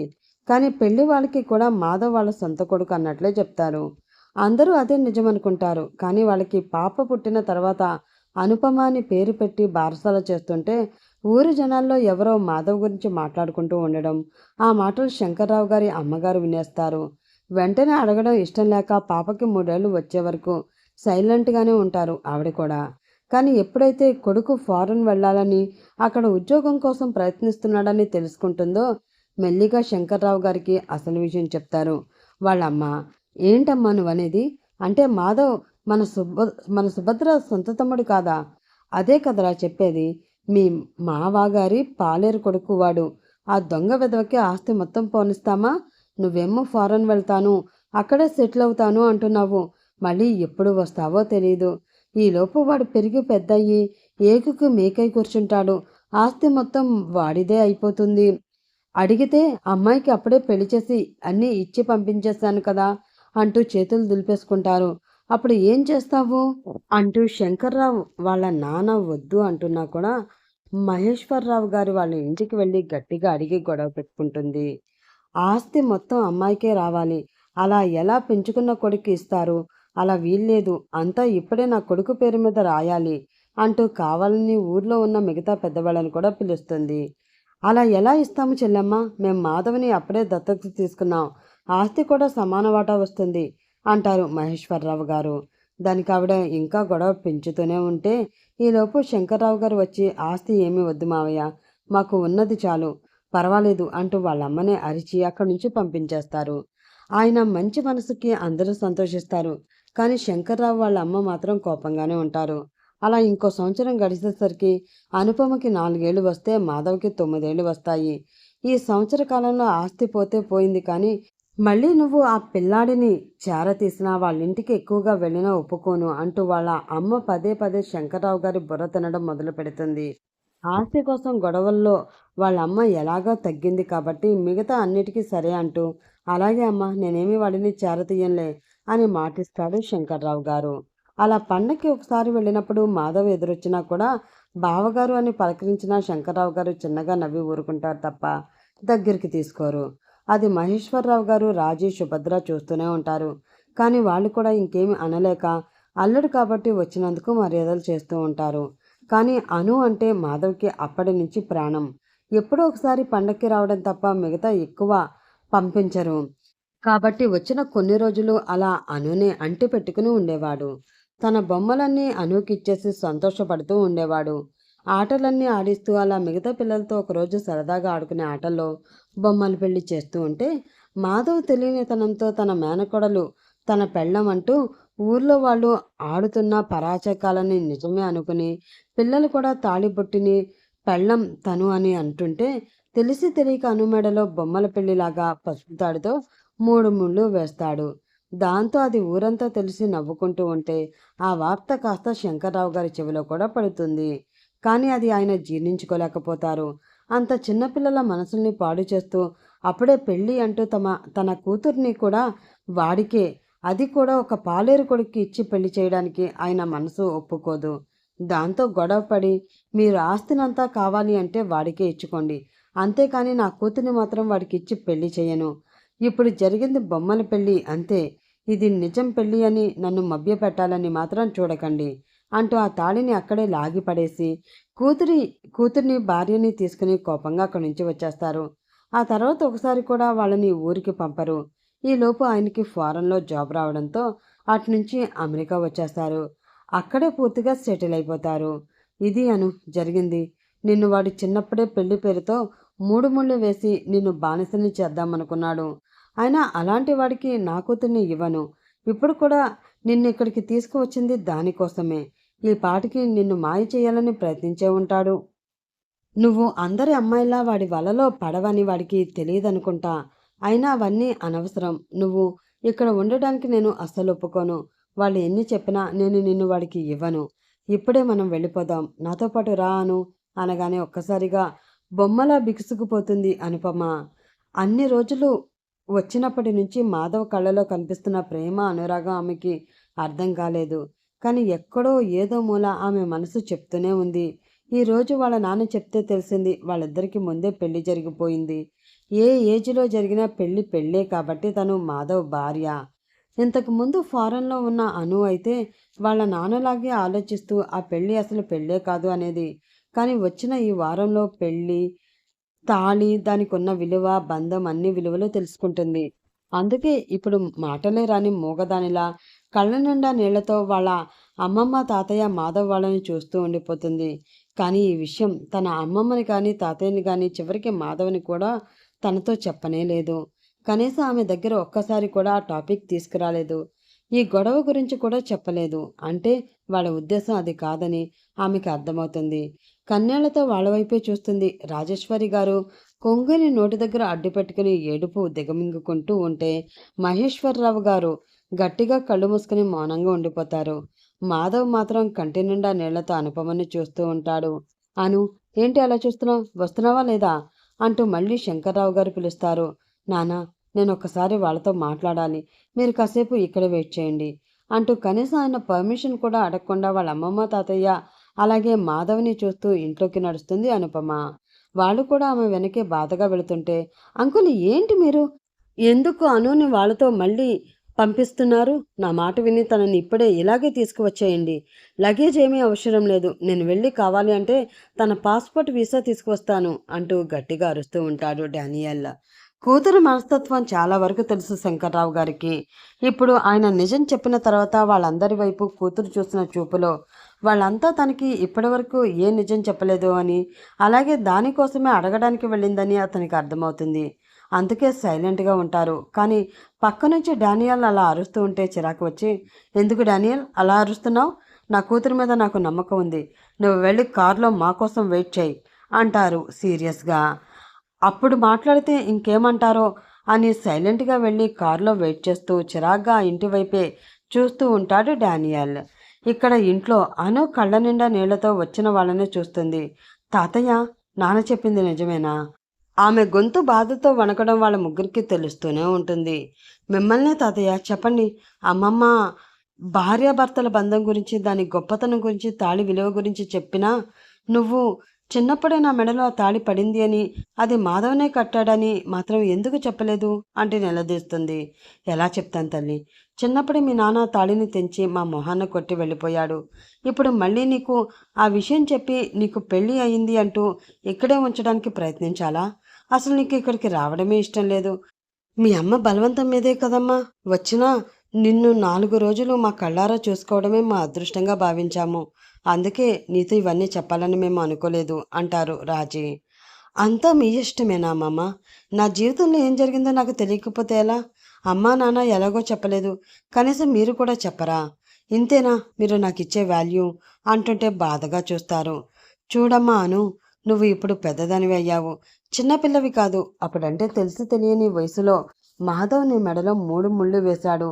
అలా వేశాడు, అది పెళ్ళి అని చెప్పి నేనిప్పుడు బలవంతంగా మళ్ళీ వాడితో నిన్ను ఉండమని చెప్పలేం కదా అమ్మా. ఇప్పుడు మీరు పెద్ద అయ్యారు. మీకు ఏది నచ్చితే అది చెయ్యండి. ఒప్పుకుంటాను, పెళ్ళి, తాళి, భార్యాభర్తల బంధం ఇవన్నీ గొప్పవే అవ్వచ్చు. కానీ ఇష్టం లేని బంధంలో అవేమీ నిలవవమ్మా. అందుకే మీ నాన్నగారు వచ్చారు కాబట్టి ఏ నిర్ణయమో నువ్వే తీసుకో, నువ్వే ఆలోచించుకో. రాజీ, నువ్వు నాతో పాటురా అంటూ కావాలని వాళ్ళిద్దరికీ సమయం ఇవ్వాలని బయటకు వచ్చేస్తారు. చిన్నప్పటి నుంచి తెలిసి తెలియని వయసులోనే అనుని ప్రాణం కంటే ఎక్కువగా ప్రేమించిన మాధవ్కి ఇప్పుడు ఆమె అతని ఎదురుగా ఉంది, నిజం కూడా తెలిసికుంది. అయినా కూడా ఆమె దగ్గరికి వెళ్ళి మాట్లాడాలంటే ధైర్యం సరిపోవడం లేదు. ఎప్పుడూ ప్రేమను ఇవ్వడం మాత్రమే అతనికి తెలుసు, తిరిగి కోరుకోవడం తెలీదు. ఇప్పుడు కూడా ఆమె ఏ నిర్ణయం తీసుకున్నా దానికి కట్టుబడి ఉండాలి అని అనుకున్నాడు. అంతేకాని అతని జీవితంలో వేరే అమ్మాయికి చోటు లేదని అతనికి మాత్రమే తెలుసు. చిన్నప్పటి నుంచి అక్క అంటూ సుభద్రతో మాట్లాడి అను ఫొటోస్ తన సోషల్ మీడియా అకౌంట్ గురించి తెలుసుకుని నెట్లో సెర్చ్ చేసి తన ఫొటోస్ చూసి ఆరాధించేవాడు. అలాంటిది ఒక్కసారిగా ఎయిర్పోర్ట్లో అనుని చూసి అతని మనసు ఉప్పొంగింది. కానీ ఆ సంతోషాన్ని ప్రేమ అని బయట పెట్టలేక తనలో తానే అణుచుకున్నాడు. ఇన్ని రోజులు అంటే కనీసం అనుకి నిజం తెలియలేదు కాబట్టి దూరంగా ఉండగలిగాడు. కానీ ఇప్పుడు తన ప్రేమ గురించి తెలుసు, వాళ్ళిద్దరికీ జరిగిన పెళ్లి గురించి తెలుసు. అయినా కూడా మనసులో ఏముందో తెలియక అతని అడుగులు ఆమెకి కొన్ని కొంత దూరంలోనే ఆగిపోయాయి. వస్తున్న ఏడుపుని ఆమె ముందు బయటపెట్టడం ఇష్టం లేక గట్టిగా శ్వాస తీసుకుంటూ కష్టంగా ఆపుకోవడం అనుపమకి తెలుస్తూనే ఉంటుంది. అన్ని రోజుల పరిచయంలో మాధవని దగ్గర నుంచి చూస్తుంది. అతని కళ్ళల్లో ఉన్న ప్రేమ, ఆరాధన ఆమెకి తెలియకుండా ఉంటుందా? కాకపోతే అప్పుడు కారణం తెలీదు, ఇప్పుడు తెలుసు. అయినా కూడా ముందుకు వెళ్ళాలంటే ఏదో సందేహం. వాళ్ళ నాన్న మీద ఉన్న ప్రేమ, అభిమానం, గౌరవం ఆమెని ఆపేస్తున్నాయి. అలా కొన్ని క్షణాలు ఇద్దరూ అక్కడ అలా మౌనంగా ఉండిపోయారు. ఇంకా వెళ్ళవలసిన సమయం వచ్చింది అని అనుకి కూడా అర్థమైంది. అందుకే వెళ్లే ముందు ఆమె ప్రేమని దాచుకోలేకగా వేగంగా వెళ్ళి మాధవ్ని గట్టిగా హత్తుకుంది. అతని మెడ వంపుల్లో ఆమె మొహాన్ని దాచేసి ఆమె కన్నీళ్లు అతనికి తెలిసేలా చేస్తుంది. మావయ్య అని పిలిచేసరికి ఇద్దరి గుండె చప్పుళ్ళు ఒక్కసారిగా వేగం అందుకున్నాయి. ఎందుకు మామయ్య నాకు నిజం చెప్పలేదు? నువ్వు ముందే నిజం చెప్పుంటే ఏదో ఒకటి చేసేదాన్ని కదా. ఇప్పుడు నాన్నతో వచ్చి నిజం తెలుసుకున్నాక ఆయనతో వెళ్ళకపోతే ఆయన బ్రతకలేరు. నాకు తెలుసు ఆయనకి అన్నిటికన్నా పంతం ఎక్కువ. ఆ ఆయన కన్న కూతురుగా నేను ఆ విషయం తెలుసుకోగలను. కానీ ఇప్పుడు చెప్తున్నాను విను. ఇన్నాళ్ళు డానియల్ నా బాయ్ ఫ్రెండ్, తనతో ఉండాలి అని భ్రమపడ్డాను. కానీ అది అసలు ప్రేమే కాదని నిన్ను కలిశాక, నిన్ను ప్రేమించాకే అర్థమైంది. అసలైన ప్రేమ అంటే ఏంటో ఇప్పుడే తెలుస్తుంది. కానీ తెలిసిన వెంటనే నీకు దూరంగా వెళ్ళిపోతున్నాను మావయ్య. నన్ను క్షమించు. ఇకపై నా జీవితంలో నువ్వు తప్ప ఇంకెవరూ ఉండరు అని గట్టిగా ఏడ్చి తన రూమ్లోకి వెళ్ళి కేవలం తన పాస్పోర్ట్, వీసా, మొబైల్ పట్టుకుని పరిగెత్తుకుంటూ వాళ్ళ నాన్న దగ్గరికి వెళుతుంది. అప్పటికే రాజీ మహేశ్వరరావు మాత్రమే వచ్చి మాధవ్ అను రాకపోయేసరికి శంకర్రావు గారికి మళ్ళీ కంగారుగానే అనిపిస్తుంది. అయినా కూడా కూతురి మీద నమ్మకంతో అక్కడే బయట నిల్చుని చూస్తూ ఉంటారు. కానీ కనీసం ఇంట్లోకి కూడా అడుగు పెట్టరు. ఒకానొకప్పుడు ఆ ఇంటి అల్లుడిగా ఎన్నో మర్యాదలు పొందిన అతను ఈనాడు కనీసం ఇంట్లోకి కూడా అడుగు పెట్టడం లేదు అని ఆ దంపతులు ఇద్దరి మనసుల్లో బాధ నిండిపోతుంది. అయినా కూడా ఏమీ అనలేక మౌనంగా నిల్చుని చూస్తూ బాధపడుతూ ఉంటారు. ఇంకొన్ని క్షణాలకి ఏడుస్తూ వస్తూ కనిపిస్తుంది అనుపమ. ముందు అమ్మమ్మ దగ్గరికి వెళ్ళి నన్ను క్షమించమ్మమ్మ, నేను వెళ్ళిపోతున్నాను. తాతయ్య మీరు కూడా క్షమించండి. మీ ఇద్దరూ మావయ్యని బాగా చూసుకోండి అంటూ చివరగా చెప్పి వాళ్ళ నాన్న దగ్గరికి వెళ్ళి నిల్చుంటుంది. శంకర్రావు కూతురుని తీసుకుని మౌనంగా కారు దగ్గరికి వెళ్ళిపోతారు. వెనక వాళ్ళిద్దరూ కూర్చుంటే డ్రైవర్ పక్కన సీట్లో డానియల్ కూర్చుంటాడు.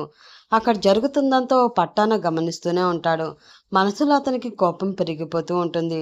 తనని లవ్ చేశాను అంటూ ఇన్ని రోజులు తన వెనక తిప్పుకొని ఇప్పుడు ఇక్కడికి వచ్చి పెళ్ళయింది అని తెలియగానే ఇప్పుడు ఆ మాధవ్ గురించి పట్టించుకుని వాడి కోసం ఇంతలా ఏడుస్తుందా అని అతని మనసులో ఆ కోపం కొంచెం కొంచెం పగగా మారిపోతూ ఉంటుంది. అక్కడ అను వదిలేసిన ప్లేస్లోనే మాధవ్ అలా ఎంతసేపు ఏడుస్తూ ఉండిపోయాడో తనకే తెలీదు. ఆమె ఇచ్చిన కౌగిలింత, తన శరీరం నుండి వచ్చిన పరిమళం అవన్నీ అతన్ని అక్కడే ఆగిపోయేలా చేశాయి. ఆమె కన్నీళ్లు అతని మెడపై ఇంకా తాకుతూనే ఉంటే ఆమె స్పర్శ అతన్ని వీడకుండా అతన్ని మరింత బాధకి గురి చేస్తూ ఉంటుంది. మొదటిసారి మావయ్య అని పిలిచినప్పుడు అతనిలో ఎంత సంతోషమో అదే చివరిసారి అని మనసు చెప్తూ ఉంటే అంతే బాధగా అనిపిస్తూ ఉంటుంది. ప్లీజ్ వెళ్ళొద్దు, నాతోనే ఉండిపోవాను అని గట్టిగా అరిచి చెప్పాలని అనిపిస్తుంది. కానీ ఏమీ చెయ్యలేని నిస్సహాయత. బావగారు అని పిలవడానికి కూడా తనకి అర్హత లేదు అన్న ఆయన్ని మీ కూతుర్ని నాకు ఇవ్వండి అని అడిగే అర్హత మాత్రం తనకెక్కడుంటుంది? ఎంత కాదనుకున్నా తను వాళ్ళ కుటుంబం కాదు కదా. ఒక చిన్న పాలేరు కొడుకు రాజీ మహేశ్వరరావు గారు ఇద్దరూ తనని దత్తత తీసుకుని పెంచి పెద్ద చేసి ఈ జీవితం ఇవ్వడమే గొప్ప. అలాంటి వాళ్ల పరువు తీయడానికి తనకి ఏమాత్రం ఇష్టం లేక కళ్ళ ముందే తన ప్రాణమైన ఆమె వెళ్ళిపోతున్నా అలా ఏడుస్తూ ఉండిపోయాడు. వాళ్ళింటి గడపలోంచి అను కారు వెళుతున్న శబ్దం వినిపించగానే ఇక్కడ బాధగా తన రూమ్లోకి వెళ్ళి డోర్ లాక్ చేసుకున్నాడు మాధవ్. ఆ సందు చివర ఆ కారు మలుపు తిరిగే వరకు రాజీ మహేశ్వరరావు గారు ఇద్దరు వీధిలోకి వచ్చి చూస్తూనే ఉంటారు. అది పూర్తిగా కనుమరుగయ్యాక ఏడుస్తూ ఇంట్లోకి బాధగా వెళ్ళిపోతారు. అందరూ వాళ్ళ మనవరాలిని అల్లుడు వచ్చి తీసుకువెళ్ళిపోయాడట అని చెప్పుకుంటూ ఉంటారు. ఇండియా రావడానికి ఫ్లైట్ టికెట్ బుక్ చేసుకున్నారు. కానీ తిరిగి వెళ్ళడానికి టికెట్ బుక్ చేసుకోవాలన్న ఆలోచన ఎవ్వరికీ రాదు. దానితో ఎక్కడికి వెళ్ళాలో తోచక మన ఇంటికి వెళదాం అంటూ అనుని డానియల్ని తీసుకుని వాళ్ళ ఇంటికి వెళతారు శంకర్రావు గారు.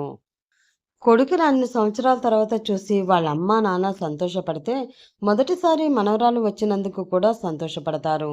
ఏంటి నాన్న శంకర్, చెప్పా పెట్టకుండా వచ్చేసావు? అంతా బాగున్నారా? కోడలి పిల్ల రాలేదా అని అడుగుతుంది వాళ్ళమ్మ. లేదమ్మా, మేం వేరే పని మీద సడన్గా వచ్చాము, అందుకే తీసుకురావడం అవ్వలేదు. వచ్చేసారి ఖచ్చితంగా తీసుకువస్తాను అని అప్పటికి చెప్పి రెస్ట్ తీసుకుంటారు. ఒక 2 రోజులు అక్కడే నార్మల్‌గా గడిపి ఫ్లైట్ టికెట్ బుక్ చేసుకుని వెళ్ళాలి అనుకున్న టైంలో, అంకుల్, నేనొకసారి అనుని తీసుకుని బయటికి వెళ్ళనా? నేనెప్పుడూ ఇండియా చూడలేదు. ఇదే ఫస్ట్ టైం. మళ్ళీ వస్తానో రానో తెలీదు కదా! అందుకే అడుగుతున్నాను అంటాడు డానియల్. ఎలాగో అతను తోడు ఉంటాడు కాబట్టి, నీ ఇష్టం డానియల్, అను వస్తానంటే తీసుకువెళ్ళు అనేస్తారు శంకర్రావు గారు. అను రాను అన్నా కూడా చాలా చాలా బ్రతిమాలాడి ఆమె చేతిని పట్టుకుని బలవంతంగానే బయటికి నేను లాక్కుని వస్తాడు డానియల్. క్యాబ్లో ఇద్దరు స్టార్ట్ అయినా ఎక్కడికి వెళుతున్నాం, ఎందుకు వెళుతున్నాం అని ఏమీ అడగదు అను. అసలు ఆమెకి రావడమే ఇష్టం లేదు. దేని మీద ఇంట్రెస్ట్ లేదు. మనసంతా అక్కడ మాధవ్ పైనే ఉండిపోయింది. ఉన్న అన్ని రోజుల్లో నోరారా మావయ్య అని ఒక్కసారి కూడా పిలవలేకపోయాను. నాకు బుద్ధి లేదు అని తనని తాను తిట్టుకుంటూ ఉంటుంది. అలా ఏదో ఆలోచనలోనే డానియల్ దిగమన్న చోట దిగి అతని వెనక లోపలికి నడిస్తే రిసెప్షన్ దగ్గర రూమ్ నెంబర్ చెప్పి లాక్ తీసుకుంటున్నప్పుడు వాళ్ళిద్దరూ ఒక హోటల్కి వచ్చారని అర్థమవుతుంది. డానియల్, హోటల్కెందుకు? నానమ్మ వాళ్ళ ఇంట్లోనే కదా ఉంటున్నాం. రేపు మార్నింగే మనకి ఫ్లైట్. మరి ఇప్పుడు ఈ రూమ్ ఎందుకు తీసుకుంటున్నావు అని అడుగుతుంది అయోమయంగా. నీతో కొంచెం పర్సనల్గా మాట్లాడాలి. అక్కడే ఉంటే అంకుల్ ఉంటున్నారు, అసలు మాట్లాడడమే అవ్వడం లేదు. అందుకే ఈ రూమ్ తీసుకున్నాను. కాసేపు ఉండి మాట్లాడుకున్నాక మళ్ళీ వెళ్ళిపోదాంలే, నాతో పాటు రా అంటూ లోపలికి తీసుకువెళ్తాడు. అప్పటికి అనుకి చాలా చిరాగ్గా అనిపిస్తూ ఉంటుంది. అయినా కూడా కాసేపు అన్నాడు కదా అని గొడవ చేయడం ఇష్టం లేక అతని వెనకే వెళుతుంది. పైగా ఫారెన్లో వాళ్ళిద్దరి అన్నేళ్ల పరిచయంలో ఎప్పుడూ ఆమెతో డానియల్ తన హద్దు మీరి తప్పుగా బిహేవ్ చేయలేదు. అందుకే ఆ నమ్మకంతోనే వెళ్తుంది. కానీ డానియల్ రూమ్ డోర్ లాక్ చేయగానే ఒక్కసారిగా సైకోలా ఆమెపై విరుచుకుపడతాడు. డానియల్, ఎందుకు లాక్ అనేలోపే గట్టి గట్టిగా ఆమె 2 చెంపల్ని కొట్టేస్తూ జుట్టు పట్టుకుని మెడ వెనక్కి విరిచి, ఇన్ని సంవత్సరాలు నాతో తిరిగి నన్ను బాయ్ ఫ్రెండ్ అని నన్ను నీ వెనక కుక్కలా తిప్పుకుని ఇప్పుడు నీకు వాడు కావాల్సి వచ్చాడా? నాలో లేనిది వాడిలో ఏముందే? ఎందుకు వాడి కోసం అంతలా ఏడుస్తున్నావు? నువ్వు కారుస్తున్న ప్రతి కన్నిటిని చూస్తుంటే నా గుండె ఎంతలా మండిపోతుందో, ఎంతగా రగిలిపోతుందో నీకసలు అర్థమవుతుందా? పోనీలే కదా అందంగా ఉంటావు, అమాయకురాలివి, నేను చెప్పినట్లు వింటావు అని ఇన్ని రోజులు నిన్ను టచ్ చేయకుండా పువ్వులా చూసుకున్నాను. కానీ నువ్వు నా చేతుల్లోంచి చేప పిల్లలా జారిపోవాలని ప్రయత్నిస్తున్నావు. నీకిలా కాదు. ఒక్కసారి నేనంటే ఏంటో చూపిస్తే అప్పుడు వేరే వాడి గురించి నీ ఆలోచనలో కూడా నా గుప్పిట్లోనే ఉంటావు.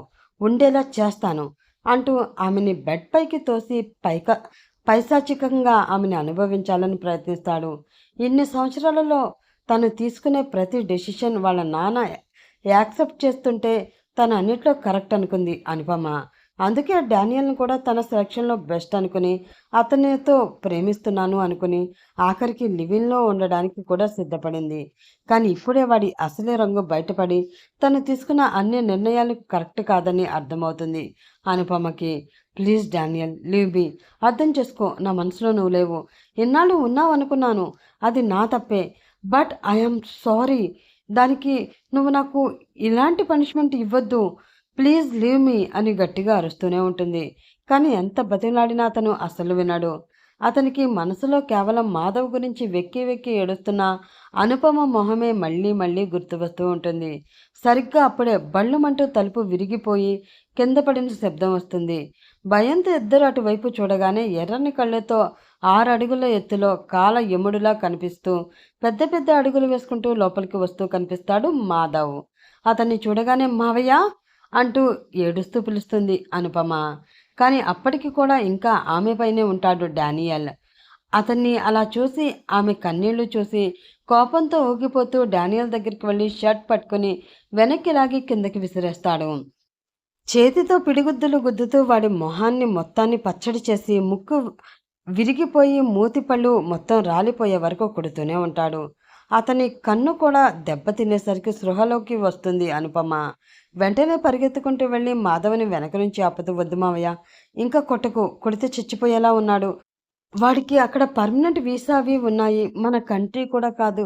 వాడికేమైనా జరిగితే మనకి చాలా ప్రమాదం. నా మాట విను" అంటూ ఆపడానికి ప్రయత్నిస్తుంది.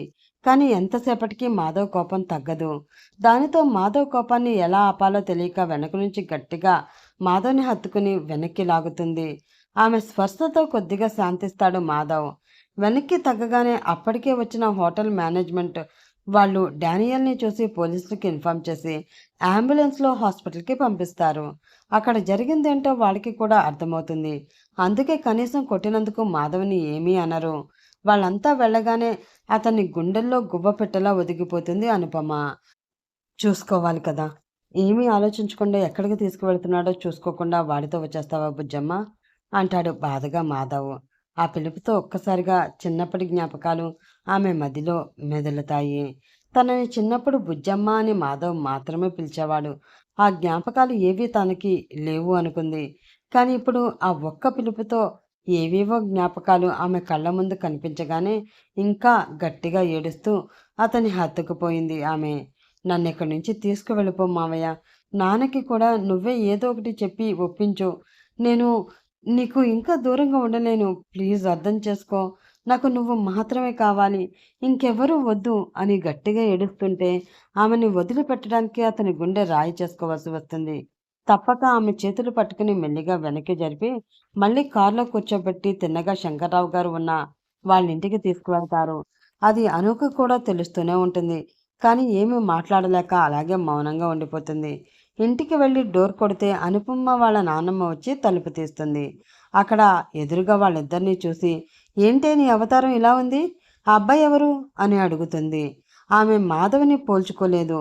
ఎప్పుడో చిన్నప్పుడు చూడడమే, పెద్దయ్యాక అసలు తెలీదు. ఈలోపు వెనక నుంచి శంకర్రావు గారు కూడా వచ్చి వాళ్ళిద్దరినీ అలా చూసి మళ్ళీ కోపంగా చూస్తారు. కానీ ఈలోపే అనుపమ అవతారం చూసి ఆయనకేదో అనుమానం కలుగుతుంది. "అను ఏమైంది? ఎందుకిలా ఉంది? నీ డ్రెస్" అని అడిగితే గట్టిగా ఏడుస్తూ ఆయన్ని హత్తుకుంటుంది అను.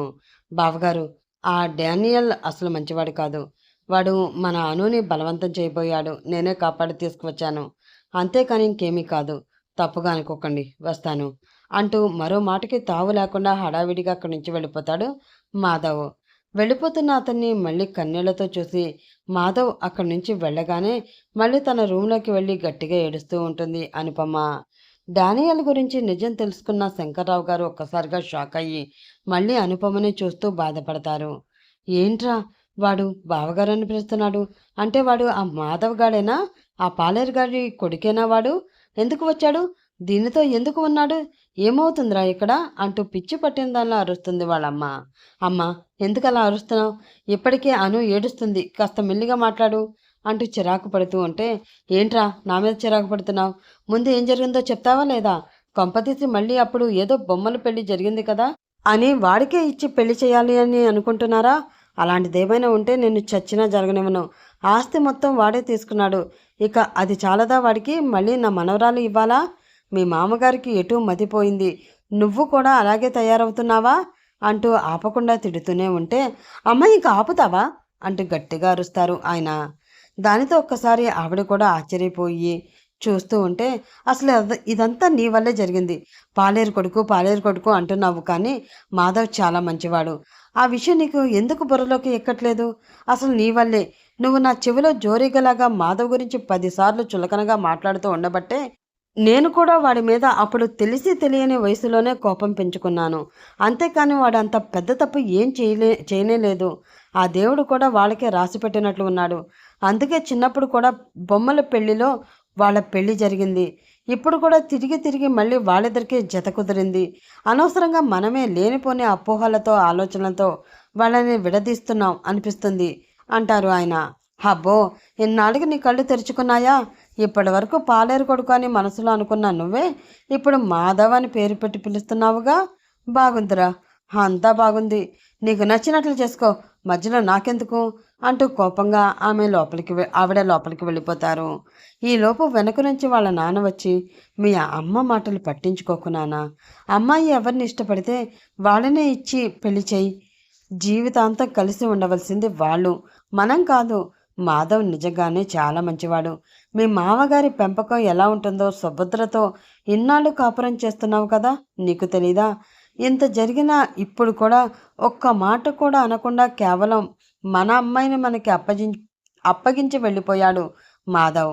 అతని సంస్కారాన్ని ఇప్పటికైనా అర్థం చేసుకోనానా అంటూ వాళ్ళ నాన్న కూడా చెప్పి వెళ్ళిపోతారు. దానితో ఏం చేయాలో తెలియక తలపట్టుకుని కూర్చుంటారు శంకర్రావు గారు. మర్నాటి ఫ్లైట్కి సుభద్ర కూడా తిన్నగా అక్కడికే వస్తే ఆవిడని చూసి అనుపమ ఆశ్చర్యపోతుంది. అమ్మా, ఈరోజు మేమే వచ్చేస్తున్నాం, నువ్వెందుకు వచ్చావు అని అడుగుతుంది. ఏమోనే, మీ నాన్న రాత్రి ఫోన్ చేసి ఉన్న పలాన్ని ఇక్కడికి రమ్మని చెప్పారు, అందుకే వచ్చాను. నాకు కూడా ఏమీ తెలీదు. అసలు ఏమైంది? మీ నాన్న నిన్ను ఏమైనా అన్నారా? అక్కడ ఇంటి దగ్గర చాలా పెద్ద గొడవ జరిగిందా? ఆయన అమ్మ నాన్నని ఏమైనా అనేశారా అని పుట్టింటి వాళ్ళని ఏమైనా అన్నారేమో అని కంగారు పడిపోతూ అడుగుతుంది సుభద్ర. లేదమ్మా, నాన్న ఎవరిని ఏమీ అనలేదు, నాకు నిజం చెప్పారు అంతే అనగానే ఏమన్నావు అని ఆవిడ ఆశ్చర్యపోతుంది. అవునమ్మా, నాకు జరిగిందంతా తెలుసు. మావయ్యని నేను ఇష్టపడుతున్నాను అనగానే మళ్ళీ రెండోసారి ఆశ్చర్యపోతారు. అదేంటి, నువ్వు మాధవ్ని ఇష్టపడడం ఏమిటి? నువ్వు ఆల్రెడీ డానియల్ని లవ్ చేస్తున్నావు కదా అని అడిగితే, అదంతా నా అట్రాక్షన్ అమ్మా, నా పిచ్చితనం వల్ల జరిగిన తప్పు, దానికి సరిపడా మూల్యం చెల్లించాను అంటూ ముందు రోజు డానియల్ ఏం చేశాడో చెప్పగానే ఈసారి కూతుర్ని గట్టిగా హత్తుకుని ఏడ్చేస్తారు సుభద్ర. కొంచెం ఎంత ప్రమాదం తప్పిపోయింది. అప్పటికీ అనుకున్నాను వాడి చూపే బాగోలేదు, చెప్తే నువ్వు నా మాట వినవని చెప్పలేదు, ఆగిపోయాను. పోనీలే, ఇప్పటికైనా వాడి గురించి తెలిసింది, ఇక మర్చిపో. సమయానికి మాధవ్ రాబట్టి నీ జీవితం గట్టెక్కింది, లేదంటే ఏమైపోయేదో అని ఏడుస్తుంటే వెనక నుంచి వస్తారు శంకర్రావు గారు. ఎందుకు ఇప్పుడు ఏడుస్తున్నారు అని ఆయన గంభీరంగా అడిగేసరికి ఇద్దరు ఉలిక్కిపడి వెనక్కి జరిగి కళ్ళు తుడుచుకుంటారు. ఏం లేదండి, డానియల్తో నిన్న ఏం జరిగిందో చెప్పింది, చాలా భయం వేసింది, అందుకే. కట్టుకుని ఏడుస్తున్నారా? ఇప్పటి వరకు ఏడ్చింది చాలు, పద, మీ అమ్మ వాళ్ళతో తాడో పేడో తేల్చుకోవాలి అనేసరికి మళ్ళీ ఆశ్చర్యంగా చూస్తారిద్దరు. మళ్ళీ ఏమైందండి అని అడుగుతుంది సుభద్ర. ఇక్కడ కాదు, అక్కడే చెప్తాను, పద నాతో అంటూ కూతుర్ని భార్యని తీసుకుని మళ్ళీ మామగారింటికి వెళ్తాడు శంకర్రావు గారు. ఈసారి ఇంటి ముందే ఆగకుండా భార్యని కూతుర్ని తీసుకుని ఇంట్లోకి వెళ్ళేసరికి అక్కడ ఎదురుగా ఉన్న రాజీ మహేశ్వరరావు గారు వాళ్ళని చూసి ఆశ్చర్యపోతారు. ముందు రోజు వచ్చి కనీసం గుమ్మం కూడా తొక్కని ఆయన ఇప్పుడు ఇలా ఇంట్లోకి వస్తుంటే ఒక పక్క ఆశ్చర్యపోతున్నా, అన్నేళ్ల తర్వాత కూతుర్ని డైరెక్ట్గా చూసేసరికి వాళ్ళిద్దరిలో ఆనందం చెప్పలేనట్లుగా ఉంటే భర్త పర్మిషన్ తీసుకోకుండానే ఈసారి తల్లిదండ్రుల్ని గట్టిగా హత్తుకుని ఏడ్చేస్తుంది సుభద్ర. ఆ అలికిడి విని బయటికి వస్తాడు మాధవ్. అక్కడ ఎదురుగా అనుపమని చూడగానే మళ్ళీ అతని కళ్ళల్లో నీళ్లు చేరతాయి. అనుపమ కూడా మాధవ్ని గట్టిగా హత్తుకోవాలి అనిపిస్తున్నా పక్కనే తండ్రి ఉండడంతో ఆగిపోతుంది. కాసేపు పోయాక ఇద్దరు అదే హాల్లో కూర్చుంటారు. నేను వెళ్ళి అందరికీ కాఫీ తీసుకువస్తాను అని రాజీ లేచి వెళ్తుంటే, అత్తయ్య ఒక్క నిమిషం, నేను ముందు మాట్లాడాలి అనుకుంటున్నాను, అది అయ్యాక చూద్దాం, ముందు కూర్చోండి అంటారు. ముందు రోజు వచ్చినప్పుడు కనీసం పలకరించకుండా అత్తయ్య అని కూడా పిలవని శంకర్రావు ఇప్పుడు అలా పిలిచేసరికి కాస్త ఆశ్చర్యంగా చూస్తారు వాళ్ళు. గట్టిగా శ్వాస తీసుకుని వదిలి, జరిగిన దానికి నన్ను క్షమించండి. నేను బహుశా వీళ్ళు చిన్నప్పుడు తొందరపడ్డాను. మాధవ్ని తప్పుగా అర్థం చేసుకున్నాను.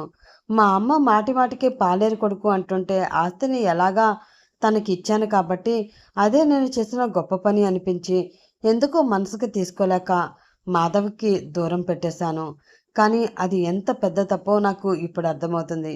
నన్ను క్షమించవా మాధవ్ అనగానే, బావగారు అంటూ ఒక్కసారిగా ముందుకు వస్తాడు మాధవ్. శంకర్ లేచి అతన్ని గట్టిగా హత్తుకుని, నీ సంస్కారం ముందు నా అహంకారం కూడా ఓడిపోయింది మాధవ్. మీ ఇద్దరి ప్రేమని ఇన్నాళ్ళు దూరం చేసి ఆల్రెడీ తప్పు చేశాను. మళ్ళీ అదే తప్పు చేయాలి అని అనుకోవడం లేదు. అందుకే అత్తయ్య మావయ్య ఒప్పుకుంటే మీ ఇద్దరికి మళ్ళీ పెళ్లి చేయాలి అనుకుంటున్నాను అనగానే అందరి మొహాల్లో సంతోషం వెల్లివిరుస్తుంది. అనుపమ మాధవ్ అయితే ఒకరినొకరు చూసుకుంటూ కన్నీళ్లు పెట్టుకుంటారు. అక్కడ అంతమంది ఉన్నారు కాబట్టి మాధవ్ ఆగుతున్నాడు, కానీ లేదంటే అనుపమని గట్టిగా హత్తుకుని పైకెత్తి తిప్పాలి అనిపిస్తూ ఉంటుంది లోపల అతనికి. అంతకంటేనా అల్లుడు గారు, మీరు పిల్లల మనసు అర్థం చేసుకున్నారు, అంతే చాలు. నాకు తెలుసు మీ మనసు చాలా మంచిది అంటారు మహేశ్వరరావు గారు కూడా. సుభద్ర కూడా చాలా సంతోషపడుతుంది. లేట్ చేయకుండా వారంలోనే ముహూర్తం చూసి మళ్ళీ వాళ్ళిద్దరికీ పెళ్లి అంగరంగ వైభవంగా ఊరంతా పండగలా చేస్తారు. మళ్ళీ మరొకసారి అనుపమ మెడలో 3 ముళ్ళు వేసి ఈసారి పూర్తిగా తన దానిగా చేసుకుంటాడు మాధవ్. ఊరంతా అక్కడే ఉంటారు. వాళ్ళిద్దరినీ చూడడానికి 2 కళ్ళు చాలవు. సాక్షాత్ ఆ సీతారాములే మళ్ళీ వచ్చారేమో అన్నంత అందంగా కనిపిస్తారు ఇద్దరు. వాళ్ళిద్దరిది జన్మజన్మల బంధం కాబట్టి ఎన్నిసార్లు విడిపోయినా మళ్ళీ కలుస్తారని అందరూ మాట్లాడుకుంటూ ఉంటే అదే నిజం అనిపిస్తుంది శంకర్రావు గారికి. ఊర్లో అందరి పెళ్లి చూసి తన పెళ్లి ఎలా జరుగుతుందా అని అనుకున్న అనుపమకి వాళ్ళందరూ పెళ్లి కన్నా చాలా గ్రాండ్గా మొత్తం అన్ని తంతులతో సాంప్రదాయబద్ధంగా జరుగుతున్న తన పెళ్లిని చూసి మురిసిపోతుంది. ఒక్కో గట్టాన్ని వాళ్ళ అమ్మమ్మని అడిగి మరీ అద్దాలు తెలుసుకుని మరీ పెళ్లి చేసుకుంటుంది తన ముద్దుల మావయ్యని. అన్నీ అయ్యాక వాళ్ళ శోభనం రోజు గదిలో అను పాల గ్లాస్ పట్టుకుని అప్సరస్సులా నడుచుకుంటూ వస్తుంటే మాధవ్ గుండె జారిపోతూ ఉంటుంది ఆమెను అలా చూసి. మొదటిసారి లంగావోణిలో చూసినప్పుడే అతని గుండెలయ్యే తప్పింది. ఇప్పుడు పూర్తిగా పెళ్లి చేసుకున్న తన అర్ధాంగి అలా వస్తుంటే ఇంకా ఆకగలడా? అందుకే ఆమెకి ఎదురు వెళ్ళి చేతిలో గ్లాస్ పక్కన పెట్టి గాలి కూడా ఆడనంత గట్టిగా హత్తుకుంటాడు. రావడమే అలా గట్టిగా హత్తుకున్నాడు అని ఊహించని అను గట్టిగా నవ్వుతూ తిరిగి హత్తుకుంటుంది. "ఎ- ఎందుకలా నవ్వుతున్నావు?" అంటాడు అమాయకంగా ఆమెనే చూస్తూ. "ఏం లేదు, రాగానే ఒక్క మాట కూడా మాట్లాడకుండా హక్ చేసుకున్నావు కదా, అందుకు నవ్వుతున్నాను." అంటే చిచి, నా ఉద్దేశం అది కాదు. నీకు ఇన్నాళ్ళు దూరంగా ఉన్నా కదా, చూడగానే హత్తుకోవాలనిపించింది. అంతే, ఇంకేం కాదు అంటూ తడబడతాడు. దానికి ఇంకాస్త గట్టిగా నవ్వేస్తుంది అను. ఇప్పుడు ఎందుకు నవ్వావు అని మళ్ళీ చిరుకోపంగా అడుగుతాడు మాధవ్. ఈసారి తనే అతని బెడ్పై కూర్చోబెట్టి చేతిని చుట్టుకుని అతని భుజంపై ఆమె తలవాల్చి, అయ్యో నా ముద్దుల మావయ్య, ఎందుకు ఇంకా నువ్వు అంత మొహమాటంగా ఉంటున్నావు నా దగ్గర? ఇప్పుడు నేను నీ పెళ్ళాన్ని, నువ్వు నాతో నచ్చినట్లు ఉండొచ్చు. ఎన్ని హగ్గులు కావాలంటే అన్ని హగ్గులు, ఇంకా ముద్దులు కూడా అంటూ ఆమె చొరవగా అతని బుగ్గ మీద ముద్దు పెడుతుంది. దాంతో మాధవ్ కళ్ళు ఒక్కసారిగా పెద్దవవుతాయి. బయట అమ్మ, అమ్మమ్మ అసలు నీ గురించి ఏం చెప్పారో తెలుసా? నువ్వేమో ఇక్కడ ఇలా ఉన్నావు అని నవ్వుతుంటే ఒక్కసారిగా ఉడికిపోతూ, ఏం చెప్పారు వాళ్ళు నా గురించి అని అడుగుతాడు. మీ మావయ్యకి బయట ప్రపంచం తెలీదు. కేవలం ఈ ఊరు, మన ఇల్లు, పొలాలు ఇవి మాత్రమే తెలుసు. అమ్మాయితో కనీసం ఎలా మెలగాలో కూడా తెలీదు. నీతో మొరటిగా ఉంటే సర్దుకో అమ్మా అని చెప్పారు. నువ్వు చూస్తే పాలు తాగే పిల్లాడిలా నేనే ఒక ముద్దు పెట్టగానే అంత ఆశ్చర్యపోయావు. ఇంక మనకి ఫస్ట్ డేట్ జరిగేది ఎప్పుడు? మనకి పిల్లలు పుట్టేదెప్పుడు అంటుంటే, దేవుడా! అమ్మ వాళ్ళు అలా చెప్పారా? అయితే అర్జెంటుగా నేను అలా కాదని నిరూపించుకోవాలి అంటూనే ఆమెకి మాట్లాడే అవకాశం ఇవ్వకుండా పిన్తో సహా ఆమె బయట చెంగుని లాగేసి బెడ్పై పడుకోబెట్టి ఆమె ఎదపై అతని మొహాన్ని దాచేస్తాడు.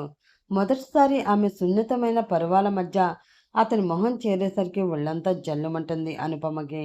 మాధవ్కి కూడా ఒక్కసారిగా ఆమె పరువాలు తగలగానే ఆమెపై అతని ప్రేమంతా చూపించాలన్న ఆరాటంతో ఆమెని మెల్లిమెల్లిగా ఆక్రమించుకుంటుంటాడు. కానీ వాళ్ళ అమ్మమ్మ చెప్పినట్లు మొరటగా కాకుండా చాలా సున్నితంగా, ఇంకా చెప్పాలంటే తనని ఒక పసిపాపలా చూసుకుంటూ ముద్దులతో ఆమెని మొత్తంగా మైకంలో ముంచి, నొప్పి అనేది తెలియకుండా ఆమెని తన దానిగా చేసుకుని అతనిలో కలిపేసుకుంటుంటాడు. "వదులు మావయ్య, ఇంకా ఎంతసేపు" అంటుంది గారంగా అనుపమ. "ఏమో బుజ్జమ్మ, నిన్ను వదలాలి అని అనిపించడం లేదు. నాకు నీపై ఉన్న ప్రేమని అలా చూపించాలి అనిపిస్తుంది. ఇన్నాళ్ళు ఎడబాటు ఒకసారి చూపిస్తే ఏమైపోతావో మరి" అని చిన్నగా నవ్వుతుంటే అతని మీసం పట్టుకుని లాగుతూ, "ఇంకా ఎప్పుడు ఇక్కడే నీతోనే ఉంటాగా. నీ ప్రేమంతా నాకే కదా చూపిద్దువు గానిలే, తొందరెందుకు" అంటుంది. "అవునా? నిజంగానేనా? నువ్వు, నీ చదువు, నీ ఫ్రెండ్స్, నీ కెరియర్ అన్నీ నా కోసం వదిలేసి ఇక్కడే ఉండిపోతావా?" అని ఆశ్చర్యంగా చూస్తాడు. "అదేంటి ఆ పిచ్చి ప్రశ్న? అన్నీ వదిలేసి నీకోసం వచ్చాను కాబట్టే కదా నిన్ను పెళ్లి చేసుకుని ఇక్కడే ఇలాగే నీతోనే నీ పైన ఉన్నాను" అంటూ అతని ఛాతీ పైన వేలితో రాస్తూ సిగ్గుగా చెప్తుంది. "అవుననుకో, కానీ ఎందుకో ఏదోలా ఉంది. నీకొకవేళ ఇక్కడ నచ్చకపోతే అక్కడికి వెళ్దాం బుజ్జమ్మ. నేను నీకోసం ఎక్కడికైనా వస్తాను" అంటాడు. "లేదు మామయ్య, నాకిక్కడే నచ్చింది. అక్కడ మనుషుల మధ్య అంతా ఆర్టిఫిషియల్ లవ్ మాత్రమే ఉంటుంది. ఇక్కడ మాత్రమే నిజమైన లవ్. నాకు నువ్వు, అమ్మమ్మ, తాతయ్య, అమ్మ, నాన్న, ఈ ఊరు ఇవి చాలు. ఇంకేం వద్దు. ఇంకా నాకు చదువు అంటావా? ఎగ్జామ్స్ రాస్తే చాలు. నా పోస్ట్ గ్రాడ్యుయేషన్ కంప్లీట్ అయిపోతుంది. ఇక్కడి నుంచి వర్క్ ఫ్రమ్ హోమ్ ఏదైనా జాబ్ చేసుకుంటాను. నాకు కూడా ఖాళీగా ఉన్నాను అన్న బాధ ఉండదు. నువ్వు పొలానికి వెళ్ళినప్పుడు నేను వర్క్ చేసుకుంటా. సాయంత్రం వచ్చాక నా ఫుల్ టైం నీకే. అంటే అబ్బో! బాగానే ప్లాన్ చేశావు అంటూ మరొక్కసారి ఆమె మీదకి చేరిపోతాడు. ఆగాగు. అవును. అసలు ఆ రోజు అక్కడ డానియల్ నేను ఉన్నామని నీకెలా తెలుసు అని అడుగుతుంది. ఆ రోజు ఎందుకో వాడిని చూసినప్పుడు నాకు నచ్చలేదు. వాడి కళ్ళల్లో నీ మీద కోపం కనిపించింది. అందుకే మీ వెనకే వచ్చాను. ఆ రోజు నైటంతా మీ నాన్నమ్మ వాళ్ళ ఇంటి ముందే ఉన్నాను. నెక్స్ట్ డే వాడు నిన్ను తీసుకువెళ్తుంటే ఫాలో అయ్యి వచ్చాను. నా అనుమానమే నిజమైంది. లక్కీగా నిన్ను కాపాడుకున్నాను. నువ్వు ఆపావు కానీ లేదంటే వాడిని ఆ రోజే చంపేసేవాడిని అంటాడు మాధవ్. ఇప్పుడు వాడు ఫారెన్లో జైల్లో ఉండాడులే మావయ్య. కానీ నువ్వు నా కోసం నైట్ అంతా అక్కడే బయట చలిలో ఉండిపోయావా అని బాధగా అడుగుతుంది. అప్పుడు అలా చలిలో ఉండబట్టే ఇప్పుడు ఇలా నీతో దుప్పట్లో వెచ్చగా ఉన్నానేమో కదా బుజ్జమ్మ అని చిలిపిగా అంటూనే ఆమె ఎదపై ముద్దాడి ఆమెలో వేడిని పెంచి మరొక్కసారి ఆమెని సొంతం చేసుకున్నాడు. బయట ఉన్న పెద్దవాళ్ళు కూడా ఎన్నో ఏళ్ల తర్వాత సంతోషంగా మాట్లాడుకుంటూ ఉంటారు. అన్నేళ్ళు తల్లిదండ్రులకి దూరమైన సుభద్ర మనసులో దాచుకున్న కబుర్లన్నీ మూటగట్టి వాళ్ళతో మాట్లాడుతూ ఉంటే ఇన్నేళ్ళు తన మూర్ఖత్వంతో వాళ్ళని విడదీశాను అని బాధపడుతూ ఉంటారు శంకర్రావు గారు. వాళ్ళు కూడా ఫారెన్ వదిలేసి ఇక్కడే అను మాధవులతో కాలం గడిపేస్తూ అలా వాళ్ళ కుటుంబం సంతోషంగా జీవిస్తారు. ఇది అండి ఈ స్టోరీ. ఈ స్టోరీ మీకు నచ్చితే ప్లీజ్ లైక్ చేసి షేర్ చేసి సబ్స్క్రైబ్ చేసుకుని సపోర్ట్ అందించండి. మరొక మంచి క్యూట్ స్వీట్ స్టోరీతో మళ్ళీ మీ ముందుకు వచ్చేస్తాను. ఈ స్టోరీ రైటర్ రూపా లావణ్య గారు, చదువుతున్నది Lahari Rajasekhar. Bye friends, have a nice day.